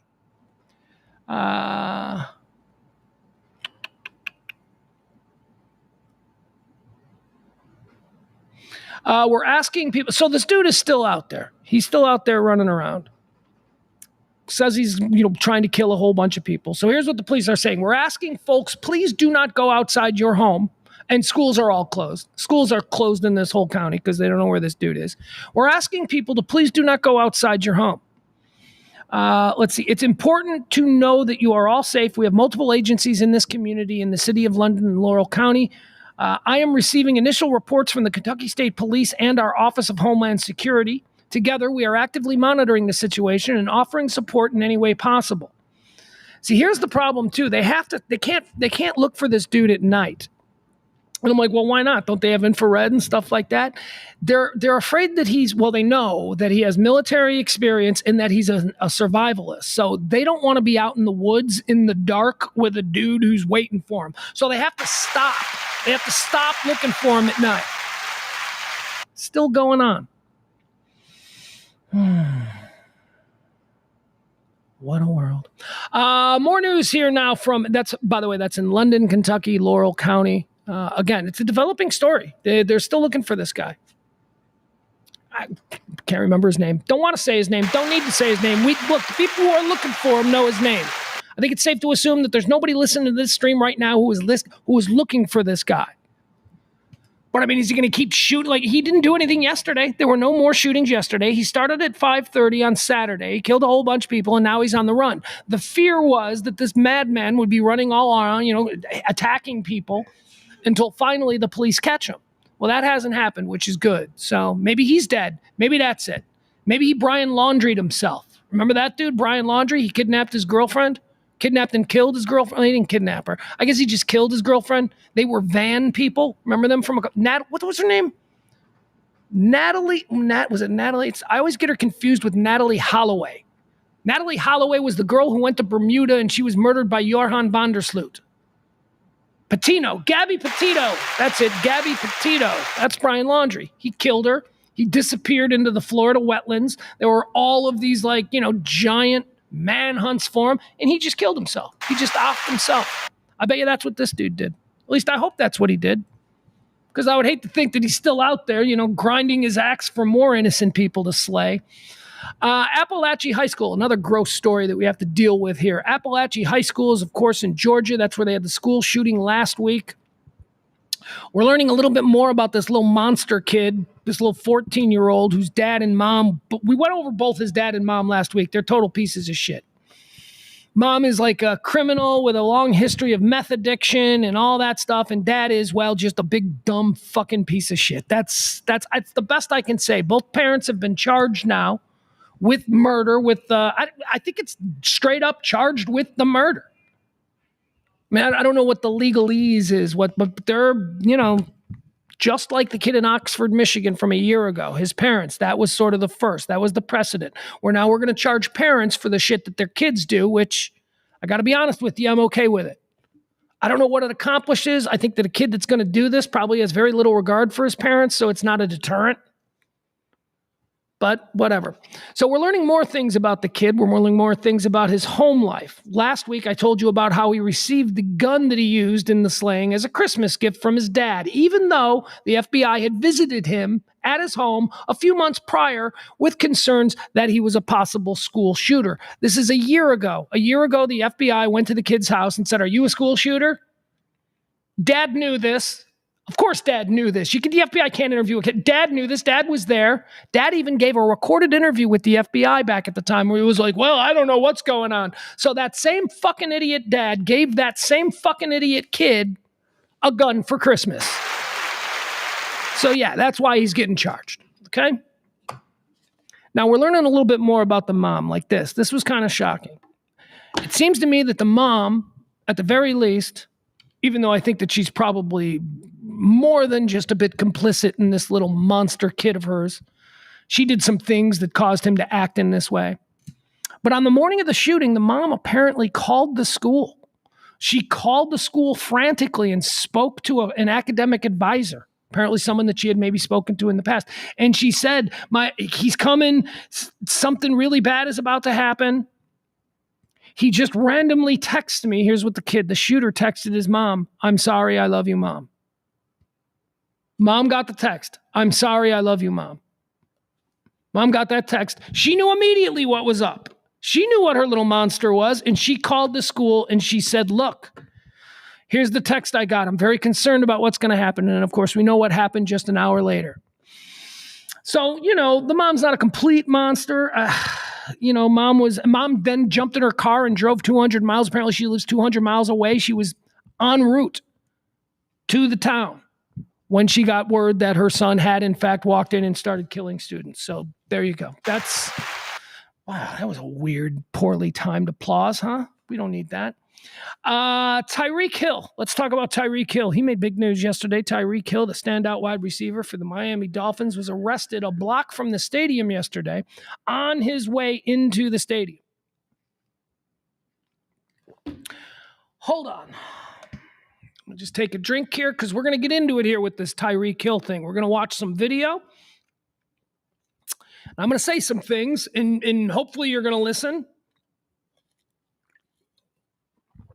thoughtfully to what I'm saying instead of getting all buzzed up about it, because let me tell you, this has turned into Tyreek Hill story has turned into a very provocative issue.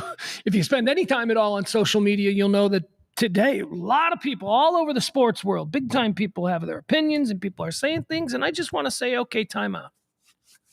So Tyreek Hill got pulled over, as I said, a block away from the stadium. Miami's a home opener there in Miami. He had his black. I don't know what he had. What is that? What is that car? So many of those supercars just look the same now. Is that every time I see a Corvette, like have you seen the new Corvettes? Every time I see a new Corvette, I'm like, what is that? A McLaren? I mean, they all look like supercars. There's very little originality or creativity in the design of the supercar. Now, I understand that is dictated by aerodynamics because it has to be a certain speed in order to classify as a supercar. And to get to a certain speed, you have to have certain aerodynamics. But come on. Chevy has fucked it for all you people spending $500,000 on a car. Chevy has made a $100,000 Corvette that now looks like your $250,000 McLaren. Anyway, I don't know what Tyreek Hill was driving. It was black. It was hot. It was awesome. Here, let's watch the video. So here, this is some video. Adam Schefter, no less a source than Adam Schefter, shared this last night or yesterday during the... This is Tyreek Hill being pulled out of his car by, I don't know if this is Miami-Dade. We'll find out in a second. Doesn't really matter. Being pulled out of his car by police officers mere hours before his game. By the way, he had a hell of a game too. He had a good game. He had that like big 80-yard. He had a big 80-yard touchdown reception, and then his end zone celebration was him in handcuffs. Ooh, it's funny.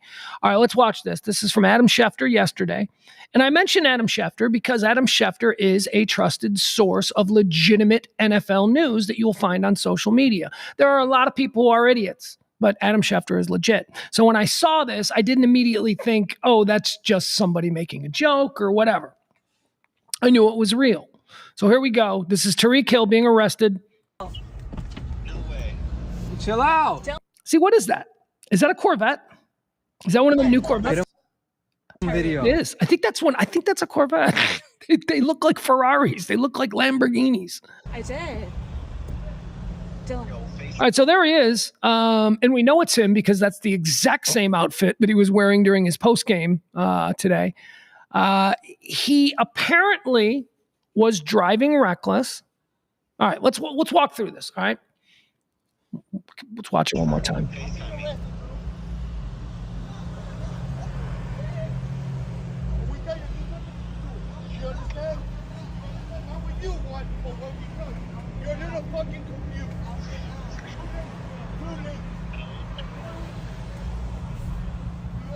What the fuck? It's Tyreek Hill. Dylan, no. I'm trying. Okay, so I don't know how well you can hear that. In fact, I'll be honest with you. It's the first time that I've actually heard what the cops are saying to him that clearly, and it's only because I'm wearing headphones. I'm wearing earbuds, so I'm hearing it better than I've ever heard this clip before. So let me listen one more time, because the cop is dropping F-bombs on him. The cop is, being very aggressive verbally and also physically. They've got him on the ground. And again, this is a traffic stop. I have been involved in many traffic stops. I have never been dragged out of the car and placed on the ground. Now, there's a lot that goes into that. Me being able to say that is in large part due to the fact that I don't smart off to police. I was raised in a cop family. I'm very yes sir, no sir, hands at 10 and 2 on the wheel. Don't let them don't reach for anything.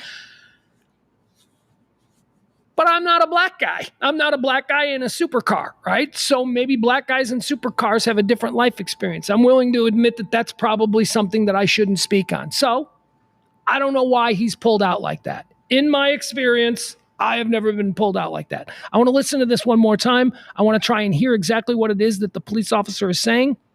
If you've got headphones, this might be a good time for you to put your headphones in, because the cop is saying something. No way. Chill out. Dylan. Get him video. I did. Dylan. Yo, FaceTime me.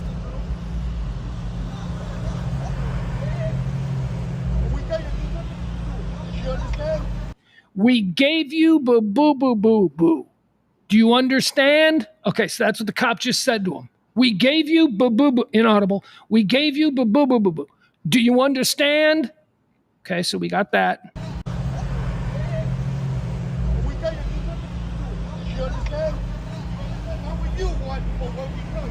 See, that's the cop, and all I can hear is the cop going, wah, wah, yeah, wah, wah, wah, wah. I can't tell what he's actually saying. It's a combination of his accent, his lack of articulation, and road traffic.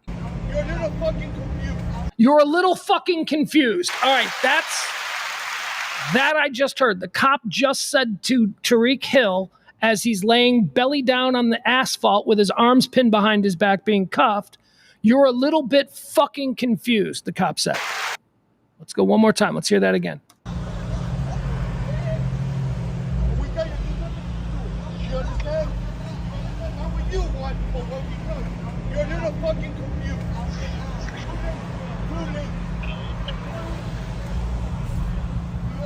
What the fuck? It's Tyreek Hill. You're a little fucking confused. No, too late. Now get up. That's what I just heard the cop saying to him. You're a little fucking confused.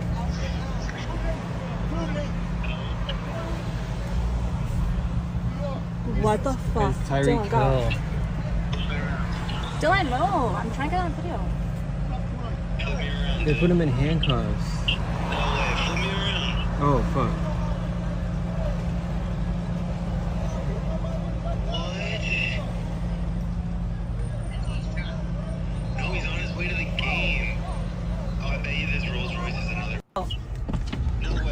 So there you go. That's the video of Tyreek Hill being arrested. Now, first of all, Tyreek Hill was arrested.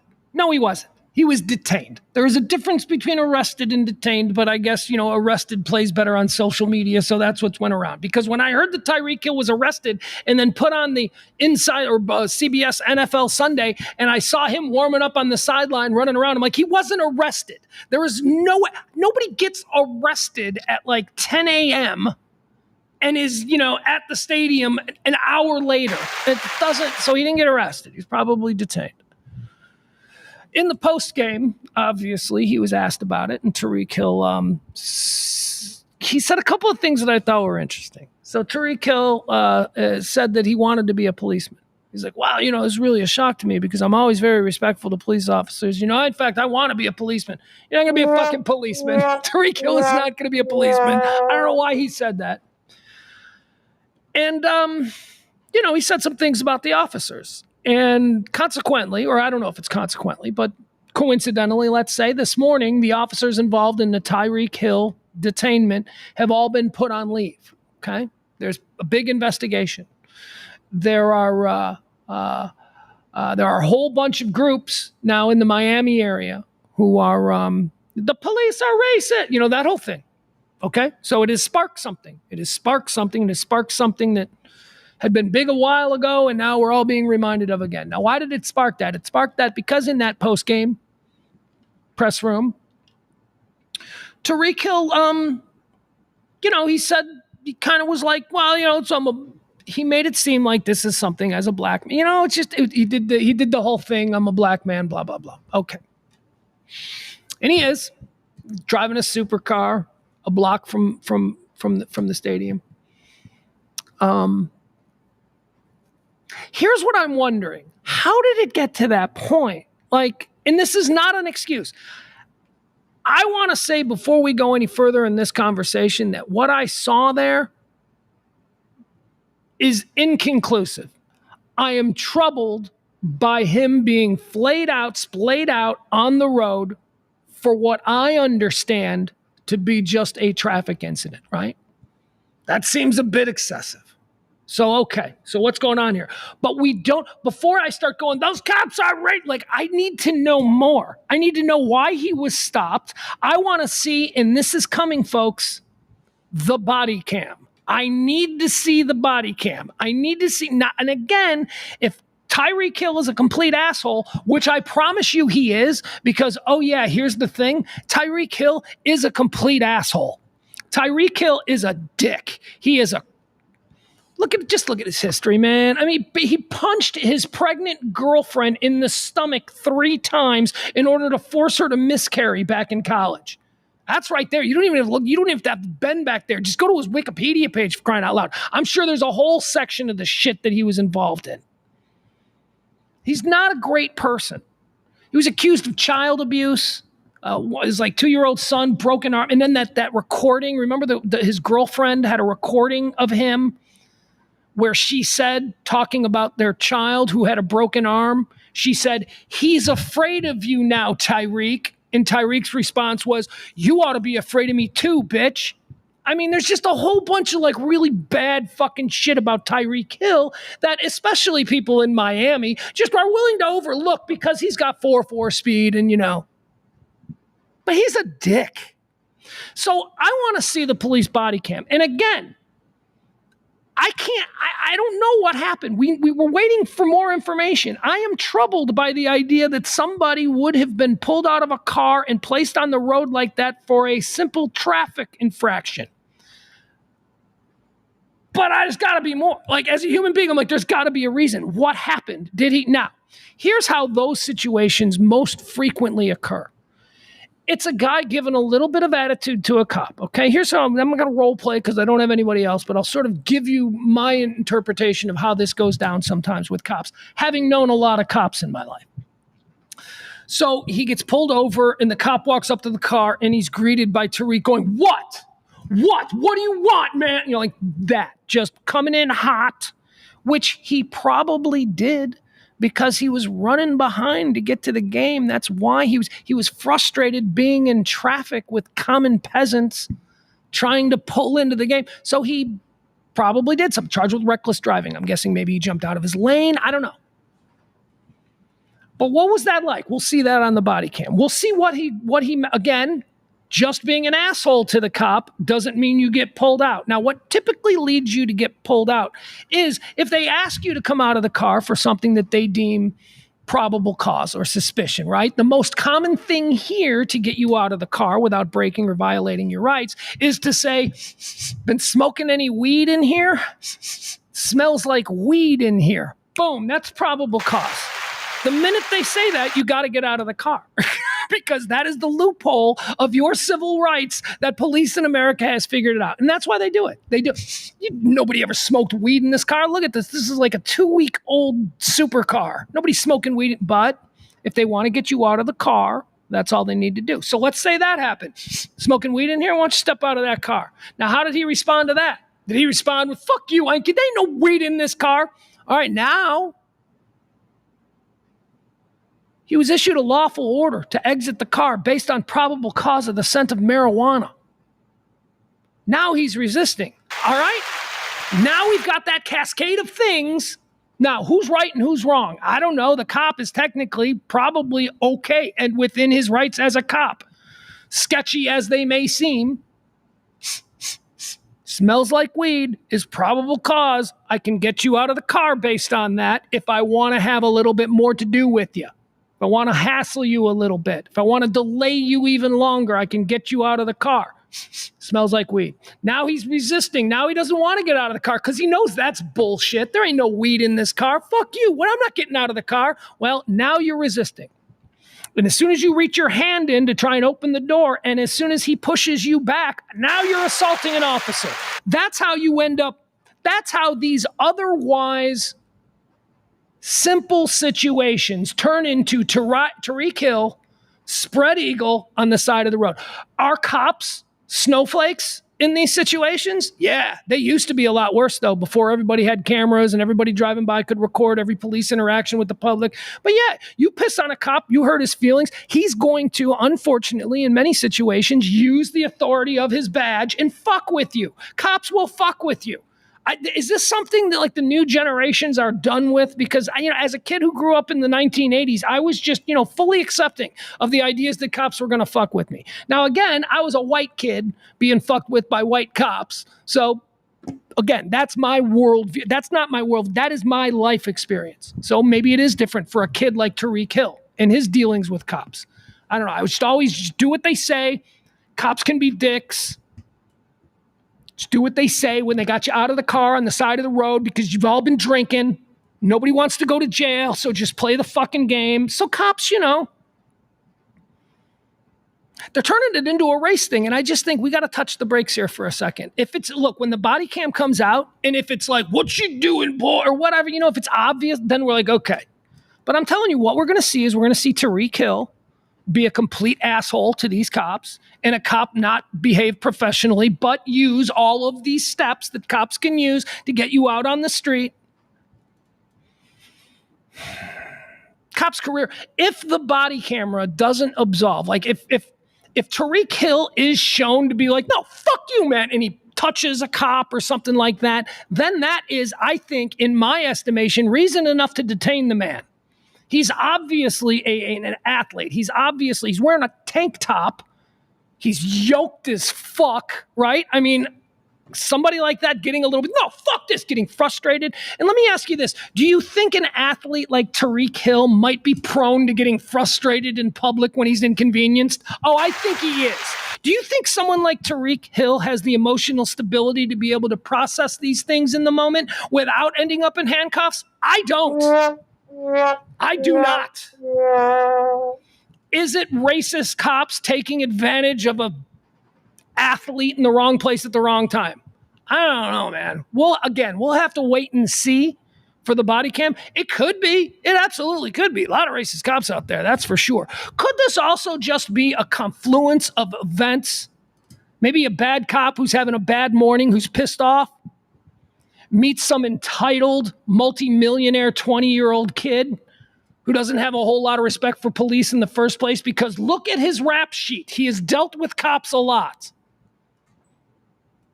I'm just pushing back a little bit on this narrative that we're seeing right now that speaks to Tyreek Hill as being the victim of something when we don't know what the fuck is going on. I'll tell you, the only thing that we do know is that there's a whole bunch of cops who aren't working today because Tyreek Hill in a post-game press conference decided to go all racial on this. He shouldn't have done that. And then you got Drew Rosenhaus, his agent. Drew Rosenhaus is all over today, all over TV this morning. I saw him on ESPN. I saw him on CNN. It's so sad that here in America, it's so sad. Drew Rosenhaus, you're one of the most despicable people that the American sports culture has ever birthed. You are a fucking con man of the highest order, Drew Rosenhaus. And now you're appearing on TV as some beacon of racial purity, talking about how sad it is that this happened to someone as good as Tyreek Hill. Tyreek Hill's a piece of shit. You're a piece of shit. These cops might be pieces of shit. Before we start stoking the race war in this country, let's all take a breath and wait to see what the body cam says. All right. There you go. That's my Tyreek Hill thing. Whole bunch of unlikable people in that story, and it's just, ugh. I'm not a Tyreek Hill fan, though. I don't know if you know this. Not a Tyreek Hill fan. Although I will say, Tyreek Hill, what was he? 5th, 6th round? It's pretty good. Whoever scouted him, pretty good. Oh, you know why he was so hard to scout? Because he got kicked out of a bunch of colleges, again, because Tyreek Hill is a piece of shit. Tyreek Hill's got, he's another one of these guys with like 10 kids from like 3 different women. I don't know. That's fine. Look, and that's not a problem. If you got 10 kids with 3 different women and you are, how can you be present? How can you be, I was going to say, and you're a present father and you're there for those kids, but how can you be? How can you be? Why am I saying this? How can you be? I don't think you can be a present father with more than 3 kids. I think that's why God had the smarts to space them out.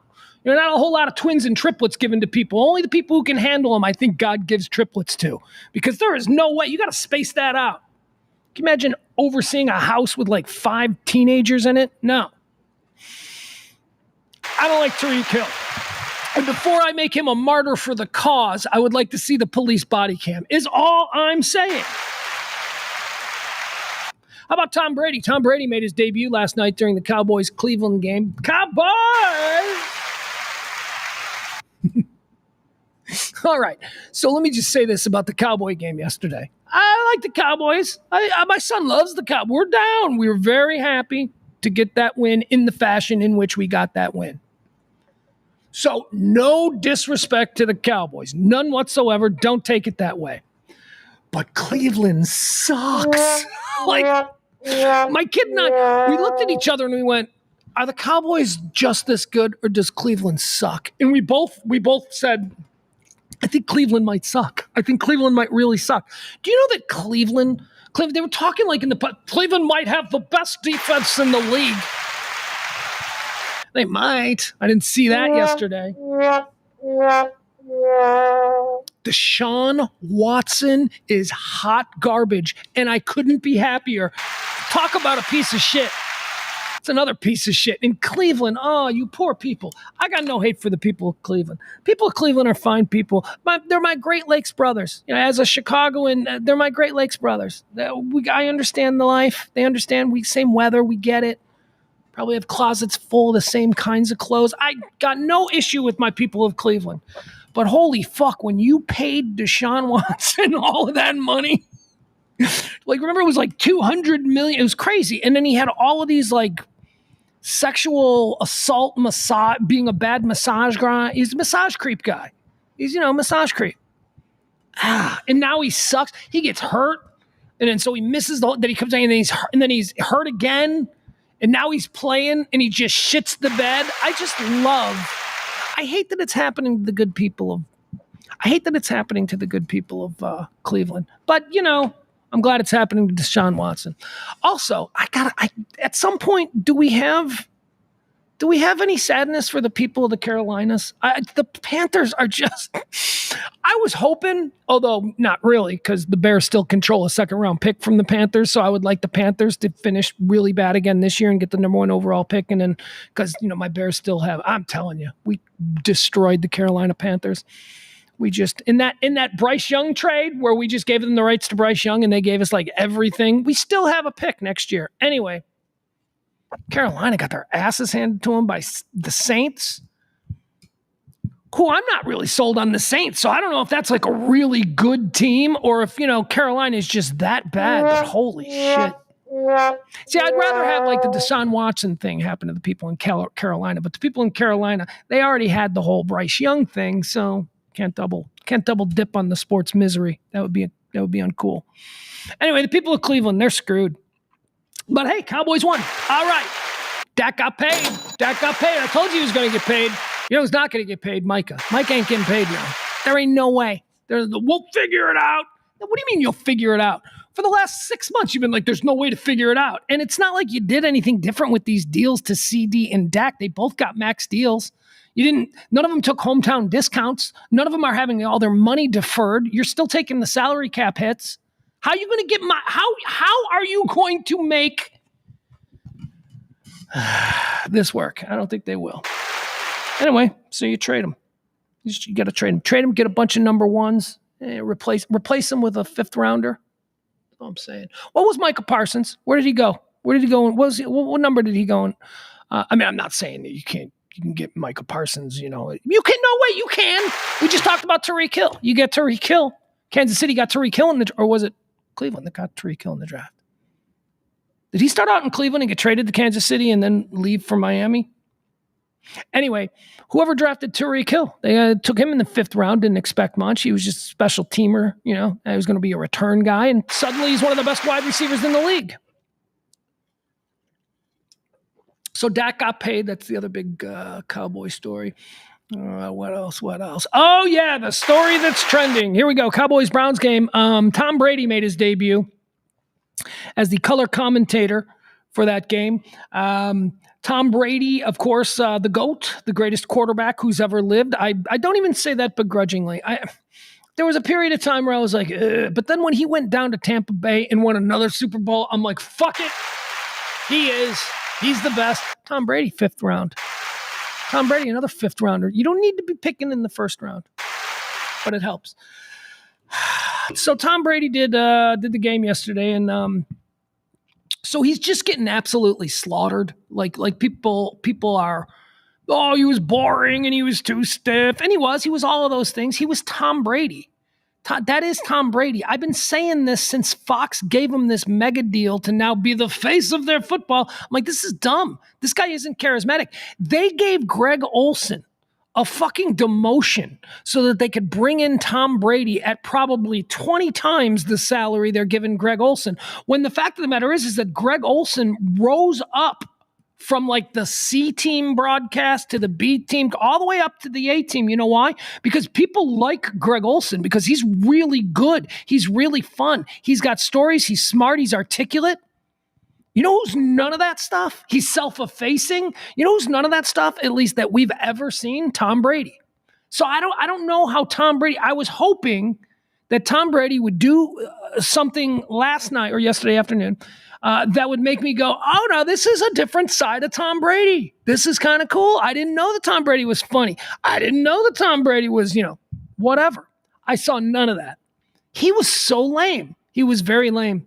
But again, here's where I differ from all the people who are saying, hey, he's a bust, he sucks. Dude, give him some time. He might loosen up. He might have been nervous,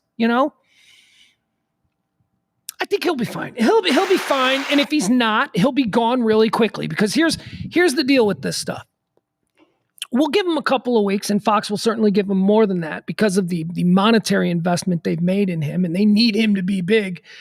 But if it's week after week after week, if we get into like week 6 and Tom Brady is still fucking terrible, it is going to be deafening what you're going to hear from me. He is going to be mocked. He is going to be ridiculed. Let me direct my attention to another player great who went behind the microphone and tried it out. And Magic Johnson. Does anybody remember when Magic Johnson tried to do NBA play-by-play? Oh, they destroyed him. People were merciless. And this was long before Twitter or anything like that. Tom Brady's going to be mocked. It's going to become embarrassing for him. It's very rare. It is very rare. In fact, I can't think of any examples.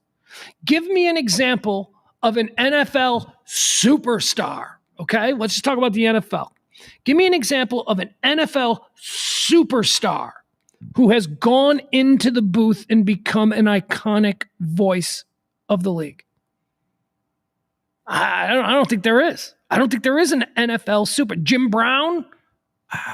I mean, in the early days, Jim Brown did like some Monday Night Football stuff. That would be huge because he was, he's the Babe Ruth basically of football. Jim Brown. Theismann, right? Theismann wasn't a superstar. Theismann would be like, Drew Brees going into the... Theismann was not a superstar. Bradshaw's an example. But again, Bradshaw was like first wave. Bradshaw goes back to the late 70s, early 80s when he first started appearing and doing TV. It's different. So let's say since 2000, let's say since 2000, has any big name superstar, not just like he's multiple time All-Pro, that's fine. I don't think so. Superstars like Tom Brady do not transfer well to a job like that. Tony Romo, that's what you need. Greg Olson, John Madden. John Madden nobody was confusing John Madden for fucking Vince Lombardi, okay? John Madden was a guy, he won a Super Bowl, and that's it, and then he quit, and he was an interesting personality. He wasn't this exalted football great. He is now. I think he's probably one of the most important figures in the history of the NFL at this point because of Madden and all that, but I don't know. Anyway, Tom Brady will be fine. Aikman is a good example. Aikman is a very good... Joe Montana never went into the booth. And if he did, he probably sucked. Aikman is terrific. I completely forgot about Aikman. Aikman is a great example of a guy who went... Peyton didn't do it. Peyton Manning. I remember Peyton Manning. There was a story years and years ago about Peyton Manning because there was talk about Peyton Manning going into the booth, and Peyton Manning said, I don't want to do that. I don't think I could do that, and that sounds boring. Peyton Manning had bigger plans on a larger entertainment empire, and I think we're seeing that now. Peyton Manning does commercials. Peyton Manning does special things for the NFL, special interviews. He doesn't want to be in the booth. And I believe it was him where I got this idea where it's like, yeah, I wouldn't go over well. Too many people hate me for what I've done to their teams. And I thought that was a pretty good observation. Like, yeah, maybe that is why. Superstars. Jason Witten, not a superstar. I'm sorry. I know Jason Witten is he's a Hall of Famer, is one of the best tight ends of all time, but he's a tight end. Tight ends are not superstars. We're talking about guys who are, big name wide receivers, quarterbacks, running backs, that kind of thing. Tight ends are,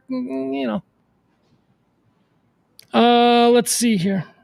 All right, we're done. We're done with the Tom Brady thing. Big Lots. Big Lots is going out of business. Big Lots filed for Chapter 11. Is it Chapter 11? Anyway, it says here, Big Lots has filed for bankruptcy. Big Lots. I don't know what the hell Big Lots is. Do you? I see Big Lots all the time, and I'm like, what do they got in there? Is there anything I need in there? Because I don't know what it is. Is it like a Home Depot? I have no idea what Big Lots is, and that's probably why it's going out of business. DirecTV. Oh my God, DirecTV. People are so pissed off about DirecTV. Tonight, ESPN, Monday Night Football, season premiere. Big game, too. Who's playing? I don't know. Jets? I think it's Aaron Rodgers.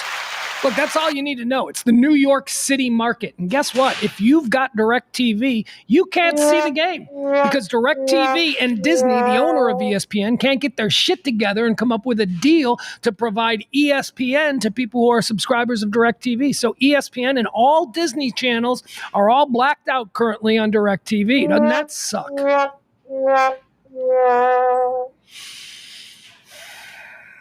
They might make a deal.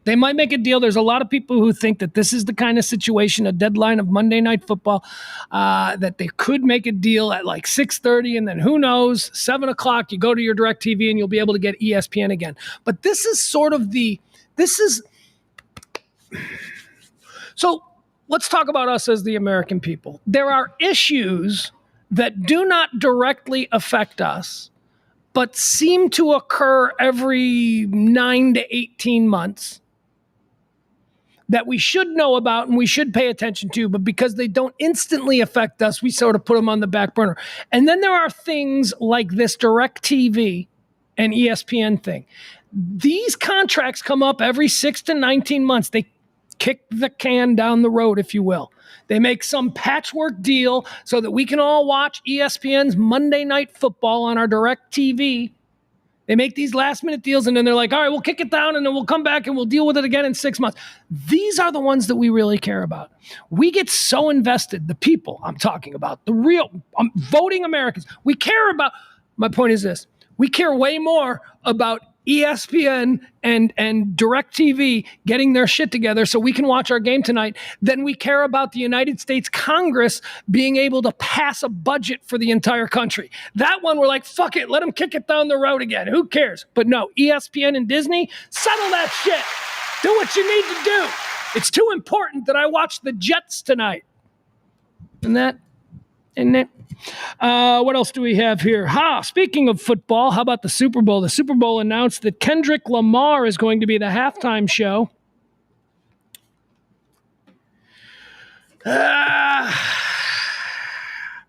Cool.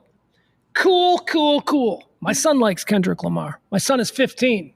I'm not 15. I do not like Kendrick Lamar. So whatever. All right.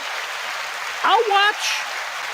I will watch, and I will sit there, and I will have questions, and no, I couldn't name one Kendrick Lamar song. I don't know any Kendrick Lamar song. You know what I know about Kendrick Lamar? I know that he is incredibly well respected. I know that he is considered one of the emerging gods of the medium. I know that 10 years from now, they'll be talking of Kendrick Lamar the way we talk about Jay-Z now. I know that he's an important artist, is my point. I don't know anything that he does. I don't know. You play me a Kendrick Lamar song and go, who is this? I'm likely to tell you Snoop Dogg. I don't know. Anyway, he's going to be the halftime show, and the Super Bowl doesn't give a fuck about me. Super Bowl don't give a fuck about people who are like, you should have Tom Petty again.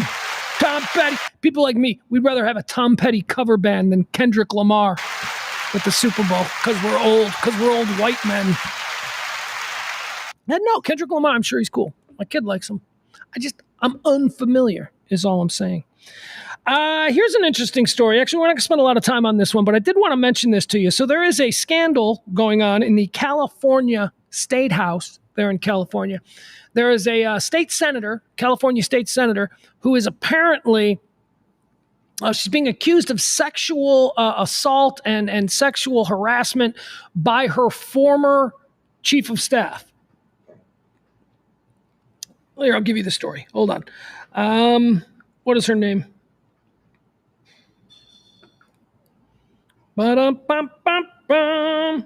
Oh, really? Fucking Google. You guys suck.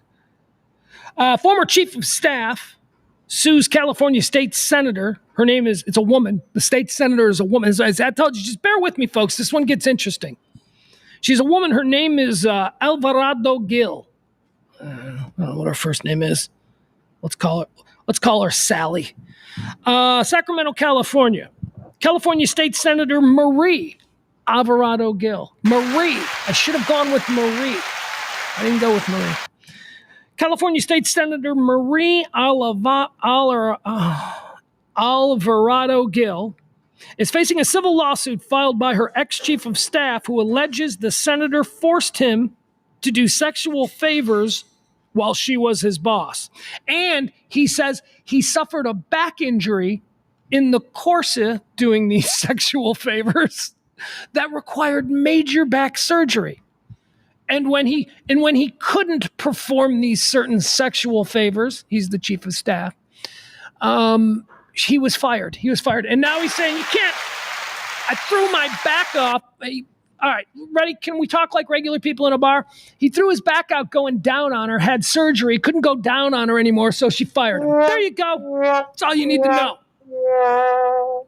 Crazy story, but not really worthy of interrupting the show. Here's why it's worthy. Here's why it becomes worthy of the show. Let me give you the dude's name. The dude's name is Chad Condit. Chad Condit is the dude's name. Chad Condit apparently has been sexually harassed by his boss and forced to give her oral sex at her command for years. And then he threw his back out giving her oral sex and had to have surgery. And then when he couldn't do the oral sex because he was, recovering from back surgery, he was fired. Chad Condit. Chad Condit is the son of Gary Condit, ladies and gentlemen. Gary Condit, there's a name from the past. Right now, all of you are going, fuck, Gary Condit. Where do I know that guy from? Why does that name sound so familiar to me? Who was Gary? Gary Condit was the California senator or congressman back in the early 2000s who was all hooked up and having an affair with Chandra Levy. Remember the intern who went missing? Remember Chandra Levy? She was like an intern on Capitol Hill and she went missing. And it turned out she was having an affair with California Congressman Gary Condit. And everybody was looking at Gary Condit like he was a murderer. And the whole time he's like, I didn't do anything.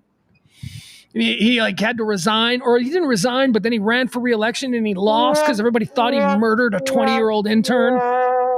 And then they found her body, he lost the election, and then they found her remains in some park, and then they pinned it on some dude.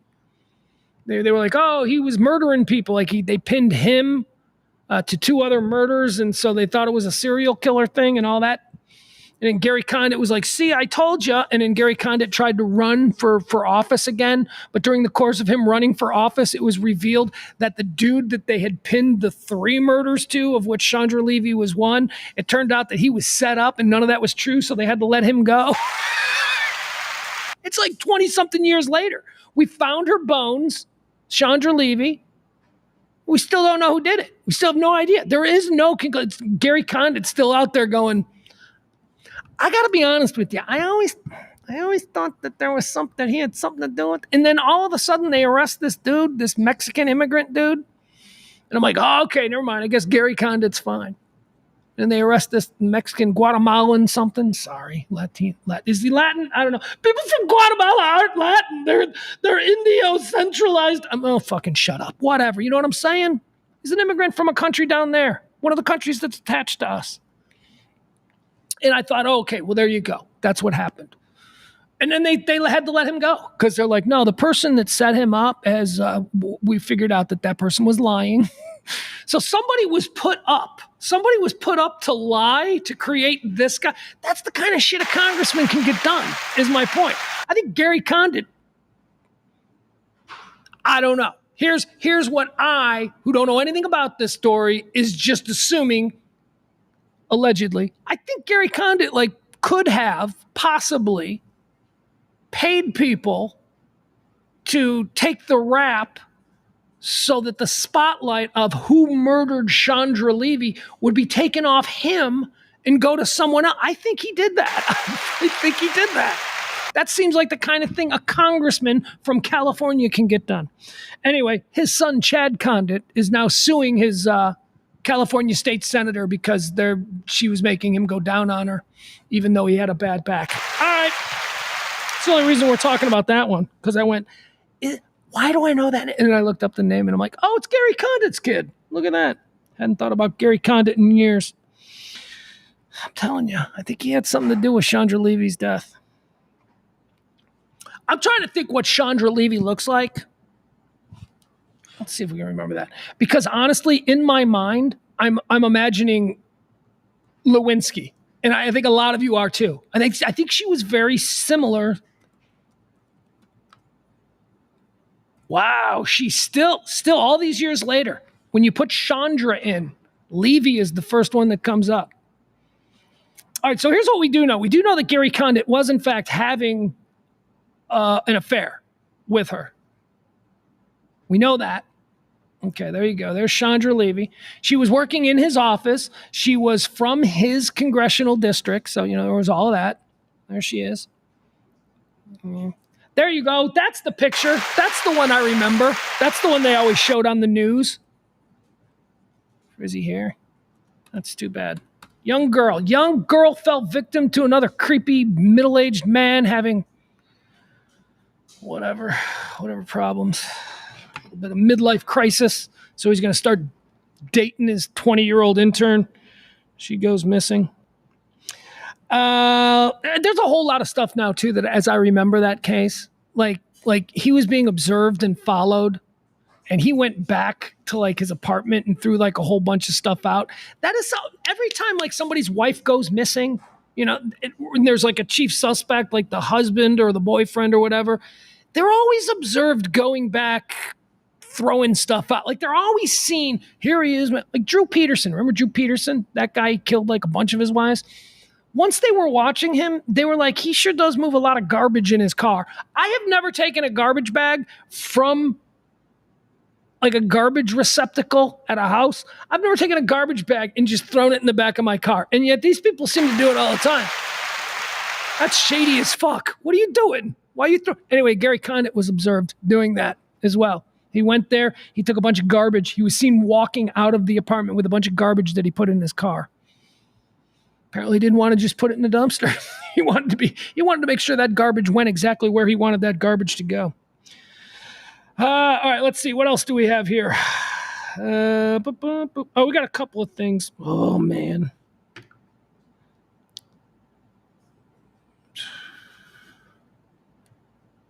Hold on, guys.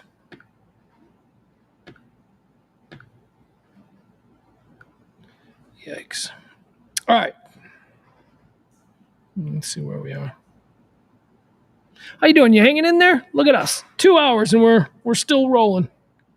I'm almost done. I'll wrap this up. We got a couple other things though that we need to talk about. A couple of good things that we need to talk about.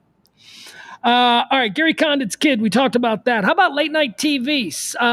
Jimmy Fallon has received some bad news from MTV. They're scaling back his work week to just 4 days. The Tonight Show will no longer be seen on Friday nights. He joins other late night TV show hosts like Jimmy Kimmel, Stephen Colbert, and even Seth Meyers, who are only now doing 4 days a week. You know why? Because those are like the least watched things in television. You know, back when there were only 3 network channels, if you happened to have been awake after 10, 11 o'clock at night, you only could watch a talk show. The only thing Johnny, that was it. There were no other choices. But here we are in 2024. At 11 o'clock at night, we have on-demand viewing. If it's 11 o'clock at night, you can watch whatever show it is that you're binging until you fall asleep. You don't have to be held hostage by The Tonight Show. The only reason so many people watched The Tonight Show was because there were no other options. So now here we are in 2024. These networks are all married to the tradition of having a late night talk show, and they pay these fuckers millions and millions of dollars, and they're suddenly over the years starting to go, hey, wait a second, advertisers aren't paying because we've got less than 10,000 people watching tonight. That's not a real number, but there was a number that was shared a couple of months ago. It was the number for The Tonight Show, and the number was like 150,000 people were watching The Tonight Show. Johnny used to have 30 million every night. And so anyway, Tonight Show is being scaled back to just 4 days. It'll be gone. All of these talk shows, they'll be gone. Anything that looks like something influenced by Johnny Carson will be completely gone from the TV screens. It looks too old. It looks dated. That idea of you've seen how people do interview shows now. Just look at Hot Ones, right? It's a totally different, they're rethinking. We will always have interesting people talking to other interesting people, but it's not going to look the way it used to. Everything is based on Johnny and his desk and his couch. All the other talk shows that have no relationship to The Tonight Show, they all took that, they all adopted that look. That's all it is. It's why the first couple of years of podcasting, I don't know if you ever saw, like the first few years of podcasting where it first began to take off, whenever you'd see it, it just looked like a remote radio broadcast because that's where we were taking from. We were taking from the idea of what a radio studio looked like. Another generation took over podcasting, influencing the way it looks. And now you got people on couches. You got people have you seen Club Shay Shay? My God, that doesn't look like it originated with anything to do with broadcast radio. None. So that's cool. Those are all good things. Frank says radio is dying. I might argue that radio is dead. Doesn't mean I'm not interested in the healthcare, though, because we do have pretty good healthcare. All right. Here's a sad one, speaking of healthcare. The Empress of E Street has cancer, and I'm very upset about this. Patty Schiaffa, the wife of Bruce Springsteen, longtime musician, member of the E Street Band.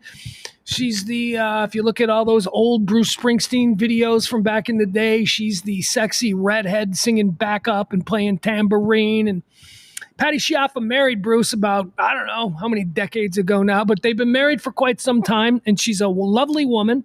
She is the Empress of the E Street. She's the den mother. She takes care of everybody, and she apparently has cancer now because life is terrible.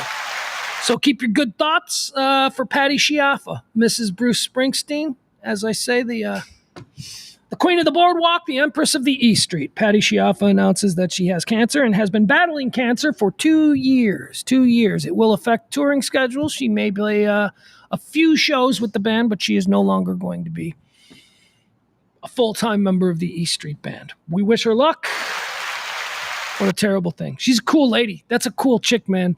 She is a cool, cool chick. Patty Schiaffa. Anyway, keep going. Here we go. Elton John is in the news. This is fascinating. Elton John is in the news. And there are some people who have... Elton John said some things that confused a lot of people, but other people are like, this is very interesting. So I'm going to tell you what people are saying.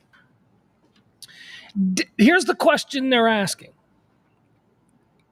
Is Elton John attempting to honeypot Donald Trump? You know what a honeypot is, right? Now, a honeypot is a honeypot is either... I guess it's most commonly a woman, a sexy woman who you got a guy who's a target who you want to manipulate.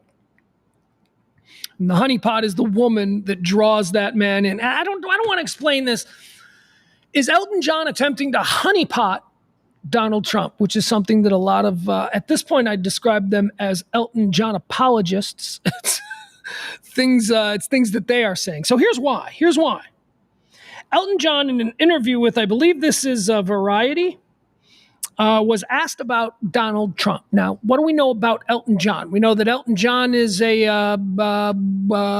icon, a god of music and culture, and a super important guy. He is, I would easily say, at this stage of his career, as A-list as you get, right? I mean, he's in like Sinatra in the 1980s type stratosphere. He's important. He may not be culturally relevant in the moment the way, say, a Kendrick Lamar or somebody like that is, or Taylor Swift, but he is an icon of the past, and he is somebody who is revered. So he's important. He's a big, important guy. And he is certainly super important to people in the generation of Donald Trump, all the way through to people in my generation. He is a multi-generational icon. That's who Elton John is. Okay, so we've established that. Elton John was asked in an interview, this was with Variety, about Donald Trump. Here, I'll just read it to you. Legendary singer Elton John reacted during a recent interview to Donald Trump, nicknaming him Kim Jong-un Little Rocket Man, a reference to one of his songs. So remember when Trump called Kim Jong-un Little Rocket Man? Right. So that's what they said. They said, so tell me, you are, not an American citizen, which again is like, we shouldn't worry at all about what Elton John says. He's not an American citizen. He doesn't give a shit about our elections.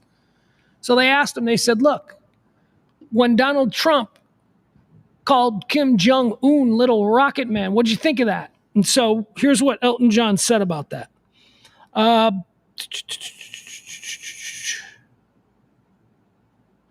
His answer was, I laughed, Elton John says. I laughed. I thought that was brilliant, John told Variety. I just thought, good on you, Donald. Donald's always been a fan of mine, a big fan, and he's been to my concerts many, many times. Let's see. I have always been friendly toward Trump because he has always been a fan of my music and a great supporter over the years. The singer added, so, I mean, I've always been friendly towards him, and I thank him for his support. When he did that, I just thought it was hilarious. He is very funny. It made me laugh. All right, there you go. Elton John humanizing Donald Trump. Elton John, a guy who isn't red, isn't blue, although I am, he's a big old gay queen. I mean, I think he's probably got some, left-leaning sensibilities about him, but that doesn't matter. He's not allowing that, which I think is wonderful. He's not allowing that to inform his overall opinion about this particular question. He's just going to answer this question. Yeah, I thought it was cool. Yeah, it's good. Okay. So a lot of people are shocked. A lot of people are like, how can Elton John say something about Trump? Trump's a monster. You're getting all these people. And now you got other people on the other side going, oh, no. Look at what he's doing. Look at what he's doing. No. Watch what Elton John is doing. Elton John is a genius. Elton John knows what he's doing. So what these people are essentially saying is that he's honeypotting Trump. We've already established, that Elton John is as big a star as they come. We also need to establish now, what is the one thing that Trump seems to value over everything else? And that is superstardom. That is popularity. That is ratings. That is records sold. That is big. He's not that big, which is ironic because he spends his time hanging around with, the likes of Kid Rock and Scott Baio. So, but Elton John is certainly a megastar. And I bet you, as transactional as Donald Trump is, I bet you that he loves that somebody as big and as famous and as revered and iconic as Elton John has said something in Variety that isn't just a complete slap in the face to him. This is a compliment. And Elton John also says, and it seems deliberately to me, he wants to point out the transactional nature on his part as well. Donald has always been a big fan of mine. Therefore, I've always been friendly towards him. That's as transactional as it gets. You like my stuff, therefore I am nice to you. That's give and take, transactional. Trump is very transactional. You can either do something for him or you can't. That appeals to his sensibilities. People are saying that Elton John is simply trying to draw Trump in so that he can then have some kind of influence on him, which I think is a bit of a stretch. I don't know about that. But if anybody could sit Trump down and say, look, here's what you need to do, it would have to be somebody like Elton John. It would have to be somebody that Trump looks at as a huge star, somebody that Trump is very impressed to be around. So that's what a bunch of people are desperately trying to get others to think, that Elton John is actively trying to honeypot Donald Trump by luring him.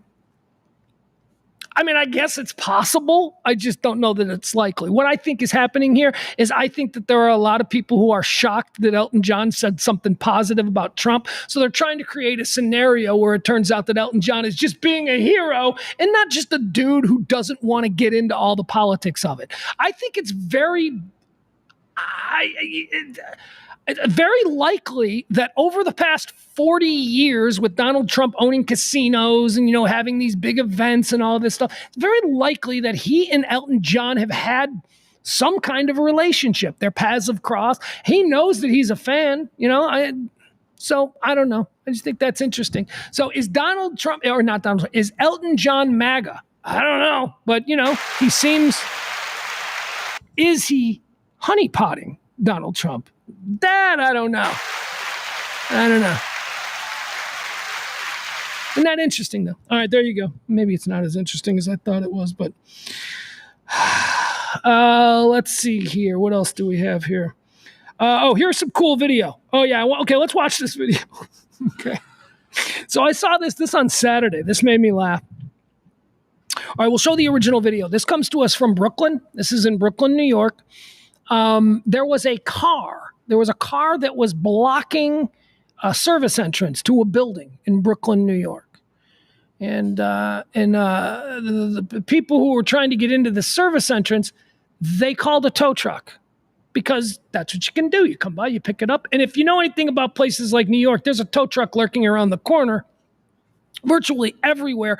If you call a tow truck to have a car towed from, in front of your place where it's posted, that tow truck will be there like that because that's a couple $100 for that tow truck or the tow truck company or whatever. So they're ready. So you call, you go on a car towed. It's not like 6 hours later the tow truck comes. No, they come right away. They get you because they want that money. They don't want you, the driver of that car who's parked illegally, to come back in the meantime and pull away. No, they will get there and they will get you. So that's what happened here.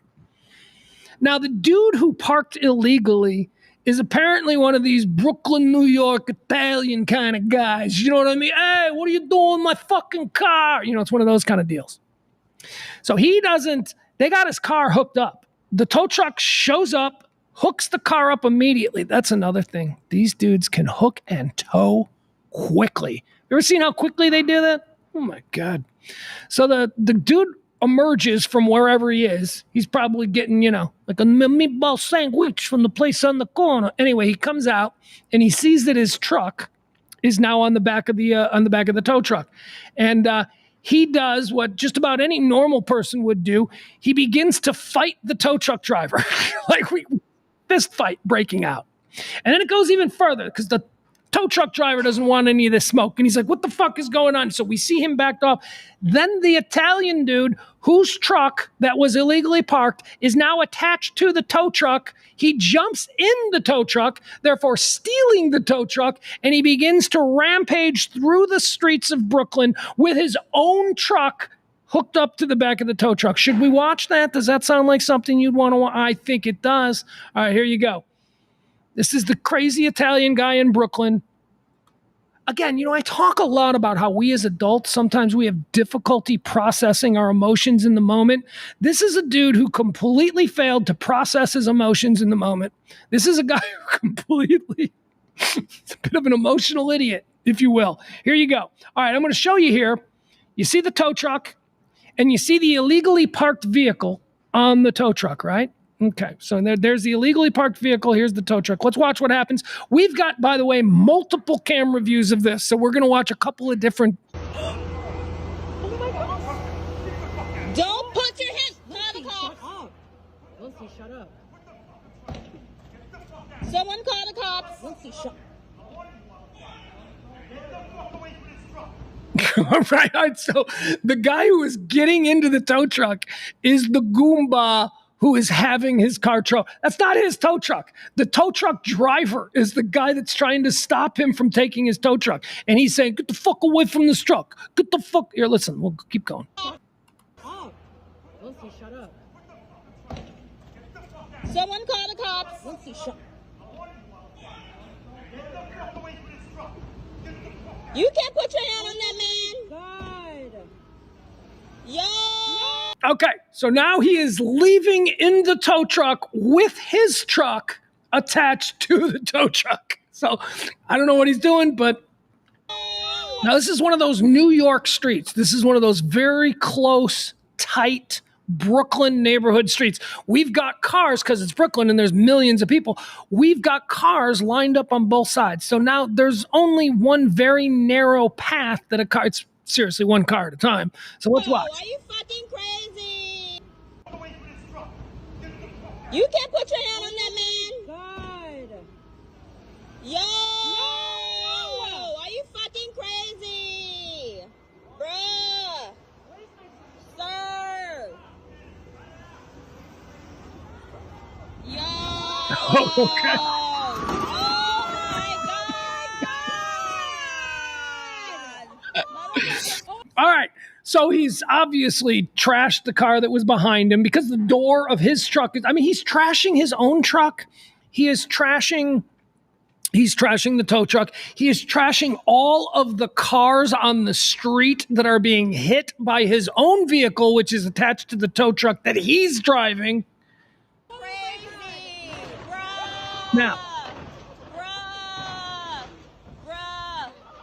Okay, so now you see him. He is making a turn. You see him, he's making a right turn. He's hit, they say that he hit 15 vehicles. So I don't know. Maybe we're not seeing all the vehicles that he hit. I counted like 4 that he hit on this street, just dragging his own truck. So he's making a right now on the street up here. I want you to listen. See if this is turned up all the way. I want you to listen. Tell me what you hear. What the fuck just happened? Okay. Well, one more time. Hold on. Motherfucker's crazy. Bruh.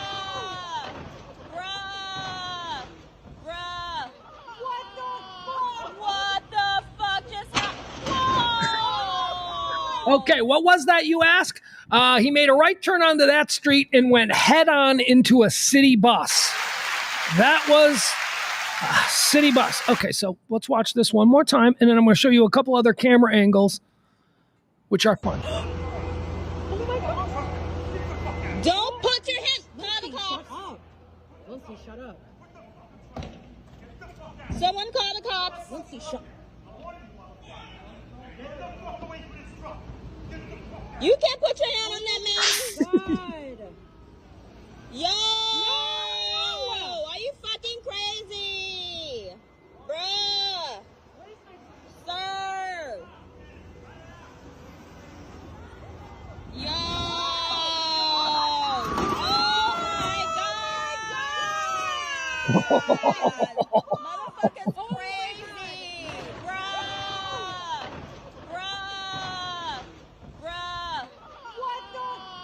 What the fuck just happened? Oh my goodness. All right. So there you go. That's one view of it. I think that we also have a camera. This is an interesting view. This is I saved the best for last. We're gonna go with the original cab view. All right. This is a camera that I think is affixed to the tow truck. So it's just gonna show us everything. Like this camera seems to be on the back of the tow truck. All right. So let's watch it. They're calling it the cab view. Maybe it's on the cab of the tow truck, but whatever. Still pretty great. Here we go. All right, so, and we get to see a different angle of the fight, and it's a little bit more close up. So here we go. This is the same incident, just from a different camera angle. Here we go. Okay. Dude, put my fucking truck down now. All right, so all right, we get a good look at this guy. He's like, dude, put my fucking truck down. Right? Like that's his demand. Dude, put my fucking truck down. And this is the poor, tow truck worker. And also you can see he's parked in the driveway. He's parked in front of this driveway. It's obviously not a place to park. But this guy decided that he could park there because he's more important than the rest of us. Dude,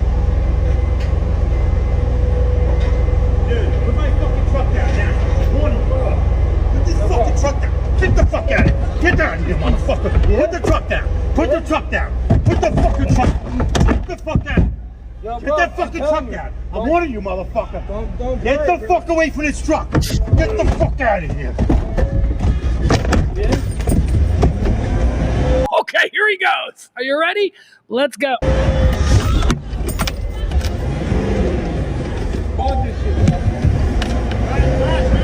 Fuck him. Nobody's taking this truck from me. Fuck him. Nobody's taking this truck from me. Fuck him.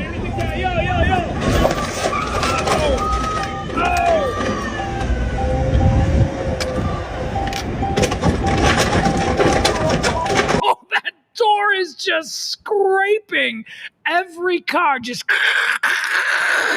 nuisance damage. Like, you can still drive that car, but you're like, fuck, now my car looks like I'm a dirtbag. Oh.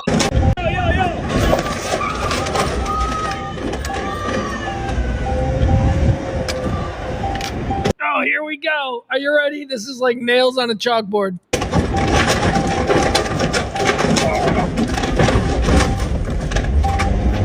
All right, now he's making the right turn. All right, he's at the end of the block, and he's making the right turn. This is where he goes head on into a bus. Well, actually, the tow, you'll see. Oh, see, got a little bit wide. He got a little bit wide, and now his truck is rolling end over end. Remember, he was trying to stop his truck. Had he just let his car...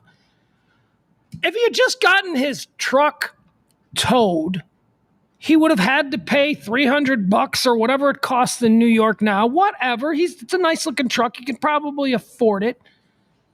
And he'd have been inconvenienced for the amount of time that he needs. Now, this is how he processed the information, and this is how he allowed his emotions to dictate probably the next 18 months of his life, because this guy is now going to prison. Should just choose having your truck towed, dude. Just get your truck towed. This is not the answer. All right, so anyway, now his truck is completely fucked, because you can see it's going to roll over end. All right, here we go.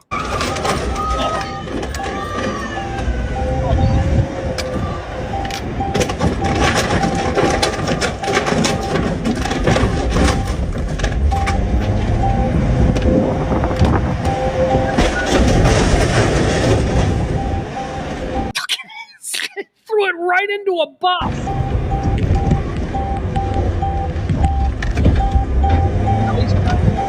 He doesn't have his car anymore. Now he's just driving a tow truck. Remember, the whole idea was he was going to steal the tow truck in order to get his car unhooked from the tow truck. But now in his fleeing, he has lost his car. He no longer...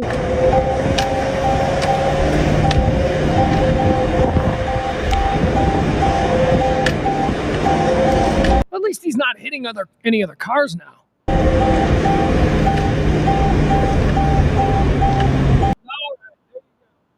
pretty good. That was Brooklyn. But here, there's more. There's more. Let's see the news. This is actually a news report about this from Brooklyn 12. I guess Brooklyn's got its own local news, not just Manhattan. This is from Brooklyn 12. Here, they'll have some details for us. So here, let's watch this now. Here we go. All right, let's see how they reported it. Oh, goodness gracious. Hold on. Give me a second. All right, here we go. Brooklyn 12 News. Some Brooklynites discovering massive amounts of damage to their cars in Sunset Park as police say that this stolen tow truck and another car on its back sideswiped multiple cars. It all unfolded after an argument, apparently in front of a business. And News 12's Rob Flack spoke with some of the car owners whose vehicles were hit by this runaway tow truck.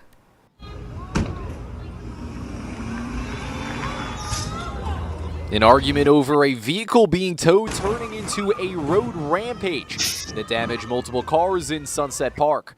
Police confirming the taller man and owner of that Chevy truck can be seen fighting the tow truck owner before stealing the vehicle while dragging the truck and back through the streets. Page ending with a head-on crash with a city bus.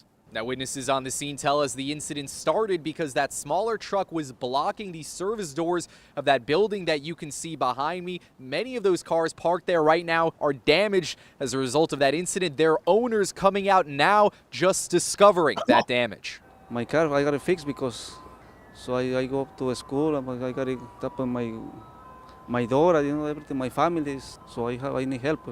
Yeah, he really messed up. I mean, he's going to be in a little trouble. Police saying the man who stole the tow truck running off after crashing into that city bus. Tonight, investigators working to identify and find him. Sunset Park, Rob Flax, News 12 Brooklyn. Wild video there, Rob. Thank you for the breakdown. There you go. He got away. He got away. That dude is still in the wind. I know because I checked this morning. I was looking to see if they had any answers for this. They don't. Dude got away. Dude was responsible for that level of mayhem, not in rural Alabama where, there's nobody around for miles. The dude got away with that level of public mayhem in Brooklyn, New York, and they still ain't found him. He's on camera. We saw 3 different angles of him. You telling me somebody doesn't know who that guy is? That's the kind of shit that Christopher Moltisanti would have pulled in The Sopranos and then gotten away. That's crazy. All right, there you go. That's something I wanted to show you guys that. The tow truck mayhem from Brooklyn. Thought that was a fun story today. All right, let's do this one. Here's another one I want to talk about, and then we'll get the hell out of here for the day. This is something that's going around on Twitter right now. As a matter of fact, this was the last thing that was added to today's show because I saw it and I went, ooh, I can talk about that. That'll be fun. It is a video or a clip that is going around on the Twitters. probably everything else, probably, TikTok as well. But here, it's a clip. You see what we got here? It's a clip of Taylor Swift and Travis Kelce. They're at the U.S. Open. It's over the weekend. It was, Travis Kelce, his team, of course, they played on Thursday, so he has the entire weekend off. So he's rolling around with his pop star girlfriend, and they're at the U.S. Open. Now, they're not alone. This chick right here with the sunglasses, that is the loathsome Brittany Mahomes. That is Patrick Mahomes' wife. She sucks. She has sucked for years. Her and that Jackson Mahomes doing their videos, and she is an obnoxious. I don't like her. I do not like her. Anyway, she does not look. I want you to don't pay attention to her, okay? That's the secondary thing. Pay attention. We're going to talk about this video, but one of the aspects of this video that I find interesting is Brittany Mahomes and what a fucking buzzkill she looks like. She looks like she is not having fun here. This is Taylor Swift and this is Travis Kelce. They're at the U.S. Open. Let's watch this video and then we'll talk about it.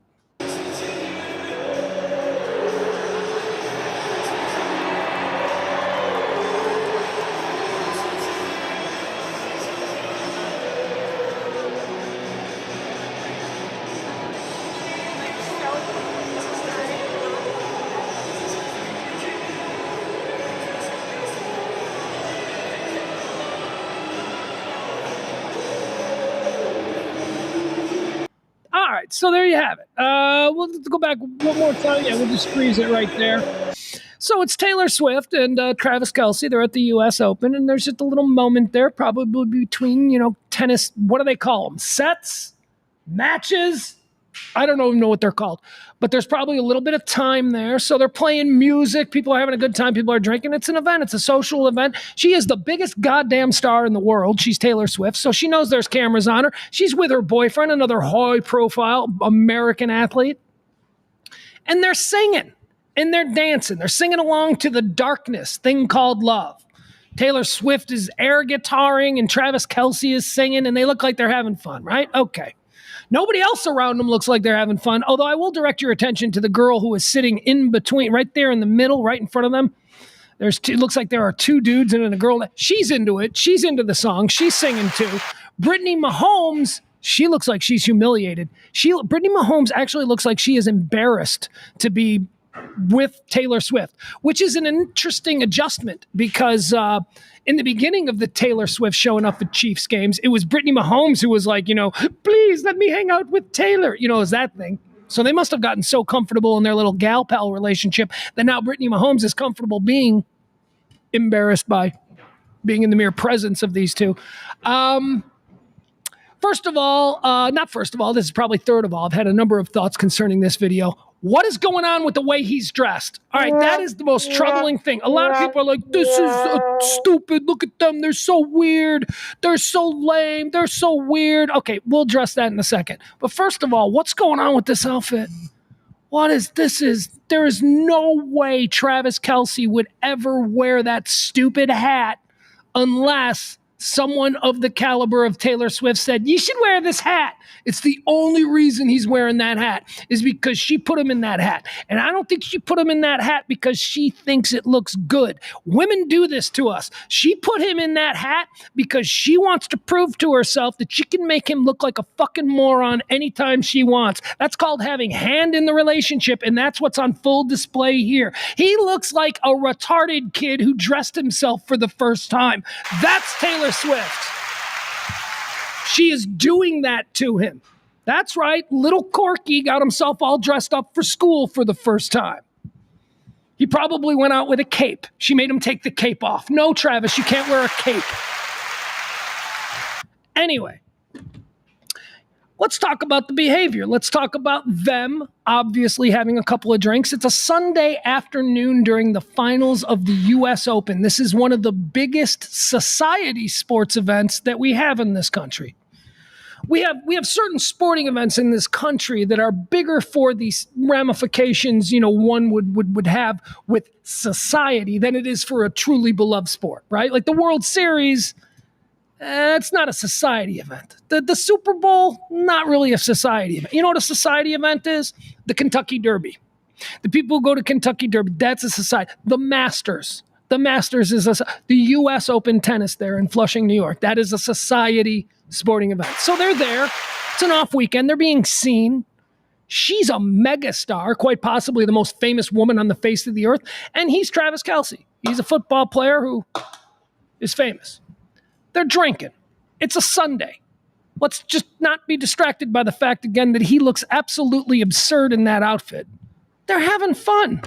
They're having fun. They are two hot people. I mean, they're two very attractive people who are young, absurdly wealthy. The entire world is watching their every move, and they are comfortable enough in their skins to be a couple of corny-ass dorks at the U.S. Open. I think this is great. Now, if you click on the comments on any number of these videos, there are a bunch of different videos that are floating around. You click on the comments and everybody has that same kind of thing. She is ruining him.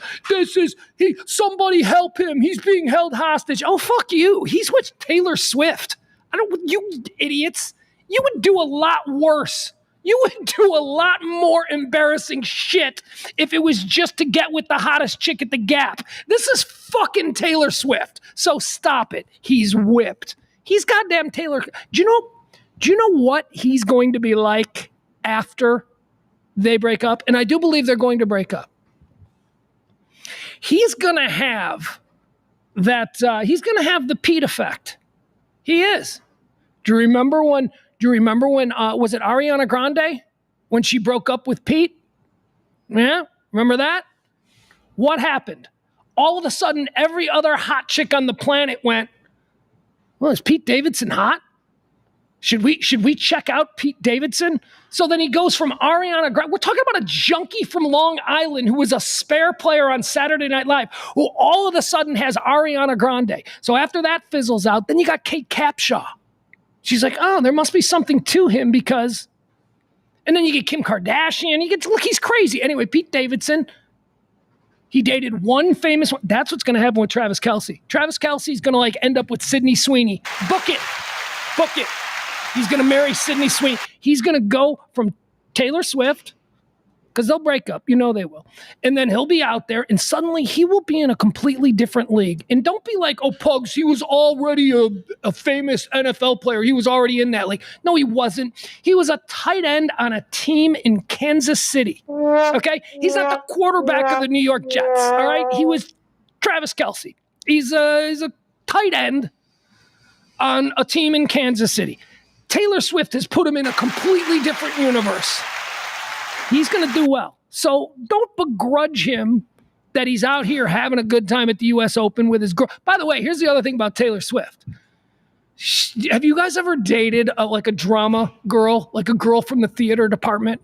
Or, because that is very much what I think Taylor Swift is. Yeah, she's super hot. Like, she's 6 foot tall, long legs, beautiful body, gorgeous face. She's got all of that. But she's fucking weird. She's probably also one of these drama class chicks. They're just weird. They're always pushing your buttons. They're always looking for something to create a dramatic moment for them to, emote.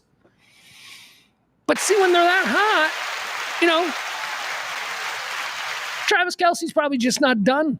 He's not done. I'm sure he's just like, yeah, I still want to have sex with her. I'm thinking like maybe I have sex with her 30 more times, and then I'll be like, okay, maybe we can be done. Because trust me when I tell you, there will come a time.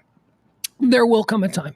No matter how beautiful your girlfriend is, there is a time. Look, what's the old saying? Show me the most beautiful woman in the world, and I'll show you a dude that doesn't want to screw her tonight.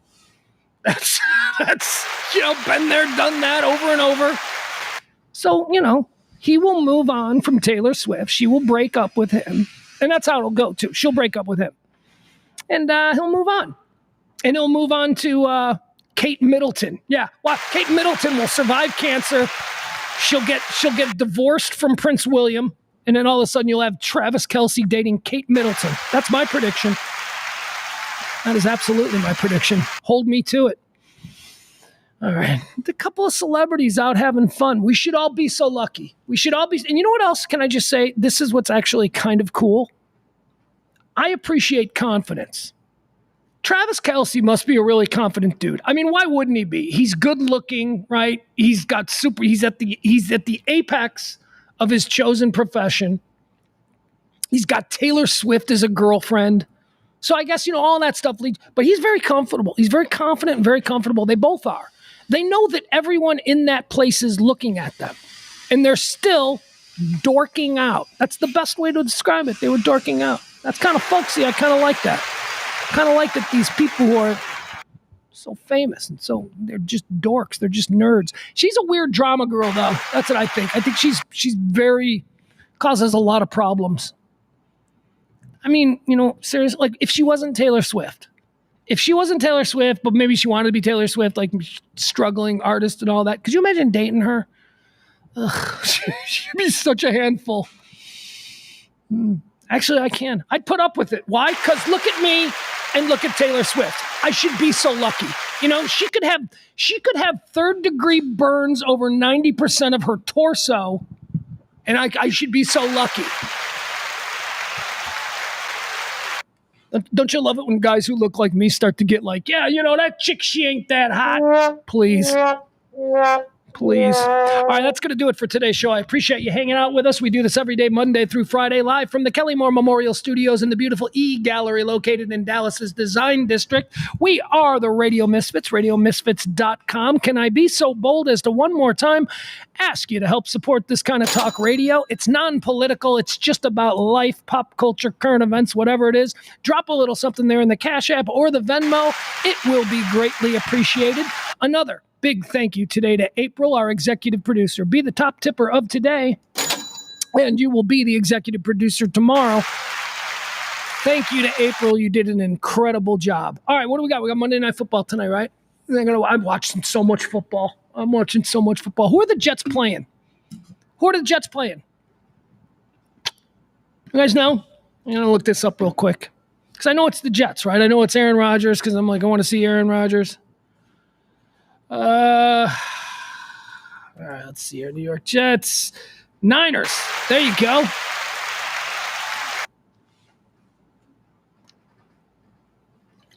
Let me tell you something. I think the Niners got their shit together. Can I just say they got Ayuk under contract now? They're working on a deal with what's his face? Trent Williams. They're going to get that worked out. All of these things that we were worried about, the 49ers are falling apart. Apparently none of that happened. Same with the Cowboys. Oh, the Cowboys are falling apart. No, they're not. Yes, I signed up CD. They signed up Dak. I don't think anybody expects them to sign all three, but all right, so we got the 49ers and the Jets. Where are they playing? Where are they at? Are they in New York? Nope, they're at San Francisco. All right. Remember, it was last year. Oh, God. Oh, jeez. I just had a really dark thought that I am not going to share because just putting it out there into the world is a negative, and I don't want to do that, even though I hate Aaron Rodgers. It was 1 year ago, not today, but it was 1 year ago at this point where Aaron Rodgers, on the first play of the 2023 NFL season, blows out his ACL. Entire season is lost. So that'll be interesting, right? We'll all be tuned in for at least the first offensive series on the Jets to see if, that happens again. Hopefully it doesn't.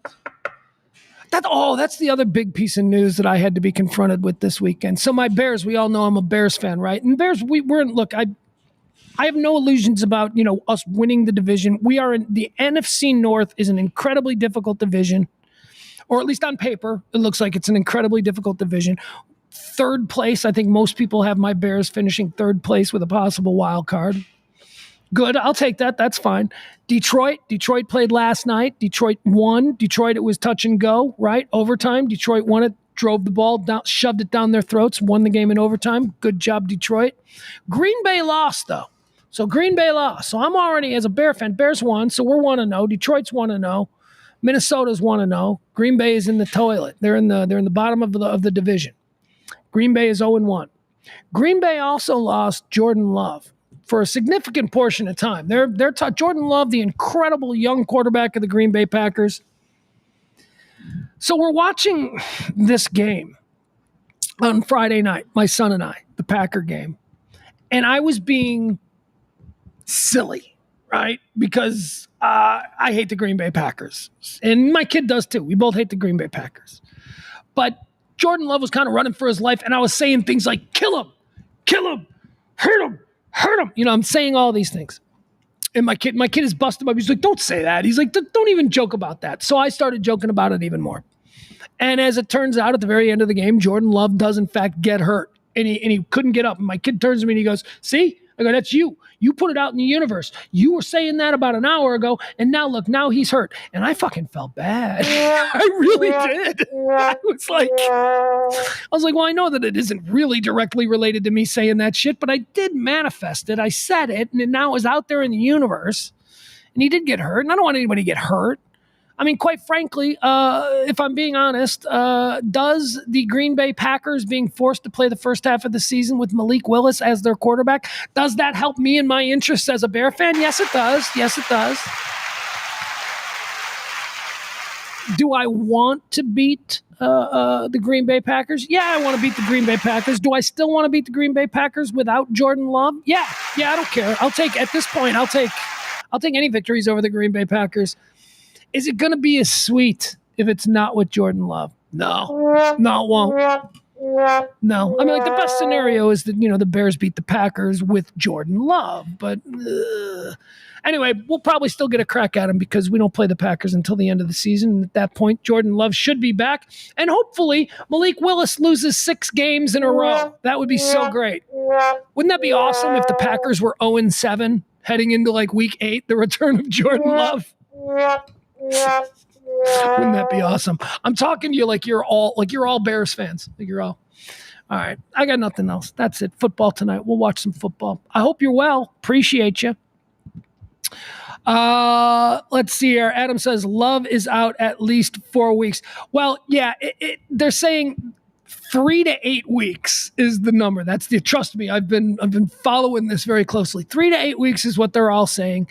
What that means, just knowing how these injuries are, although I don't know, Jordan Love is still young. Jordan Love is young enough that he might be like, no, I'm not going to rush this back. I'm going to let this heal properly because I've got another 7 years in this league that I want to be healthy for. So he might make that decision. But if he's not, if he's one of those quarterbacks that's like, I want to get out of the field as soon as possible and I'll play through the pain, that means he could be back in 3 weeks. He could 3-4 weeks. I'd say he'll miss 3 games. He'll be back for the 4th week if it is, in fact, what they're saying it is, which is more sprain than tear. So he comes back in 4 weeks. But then after the 4 weeks, he's playing hurt. So it's... My advice to Jordan Love, take the season off, son. Take the season off. Get yourself healed up right. Come back next year. Malik Willis got it. Malik Willis is going to be fine as the new quarterback of the. Although at this point, watch this is where the Pittsburgh Steelers, when Russ gets healthy, this is where the Pittsburgh Steelers trade Justin Fields to the Green Bay Packers, and then he comes and he kicks our ass. That is the nightmare scenario, right? Packers need a quarterback, so they go and they get Justin. No, thank you. Peter Lufkin says, go Cowboys. I don't disagree. Al says the Eagles are going to take it all the way. Okay. All right.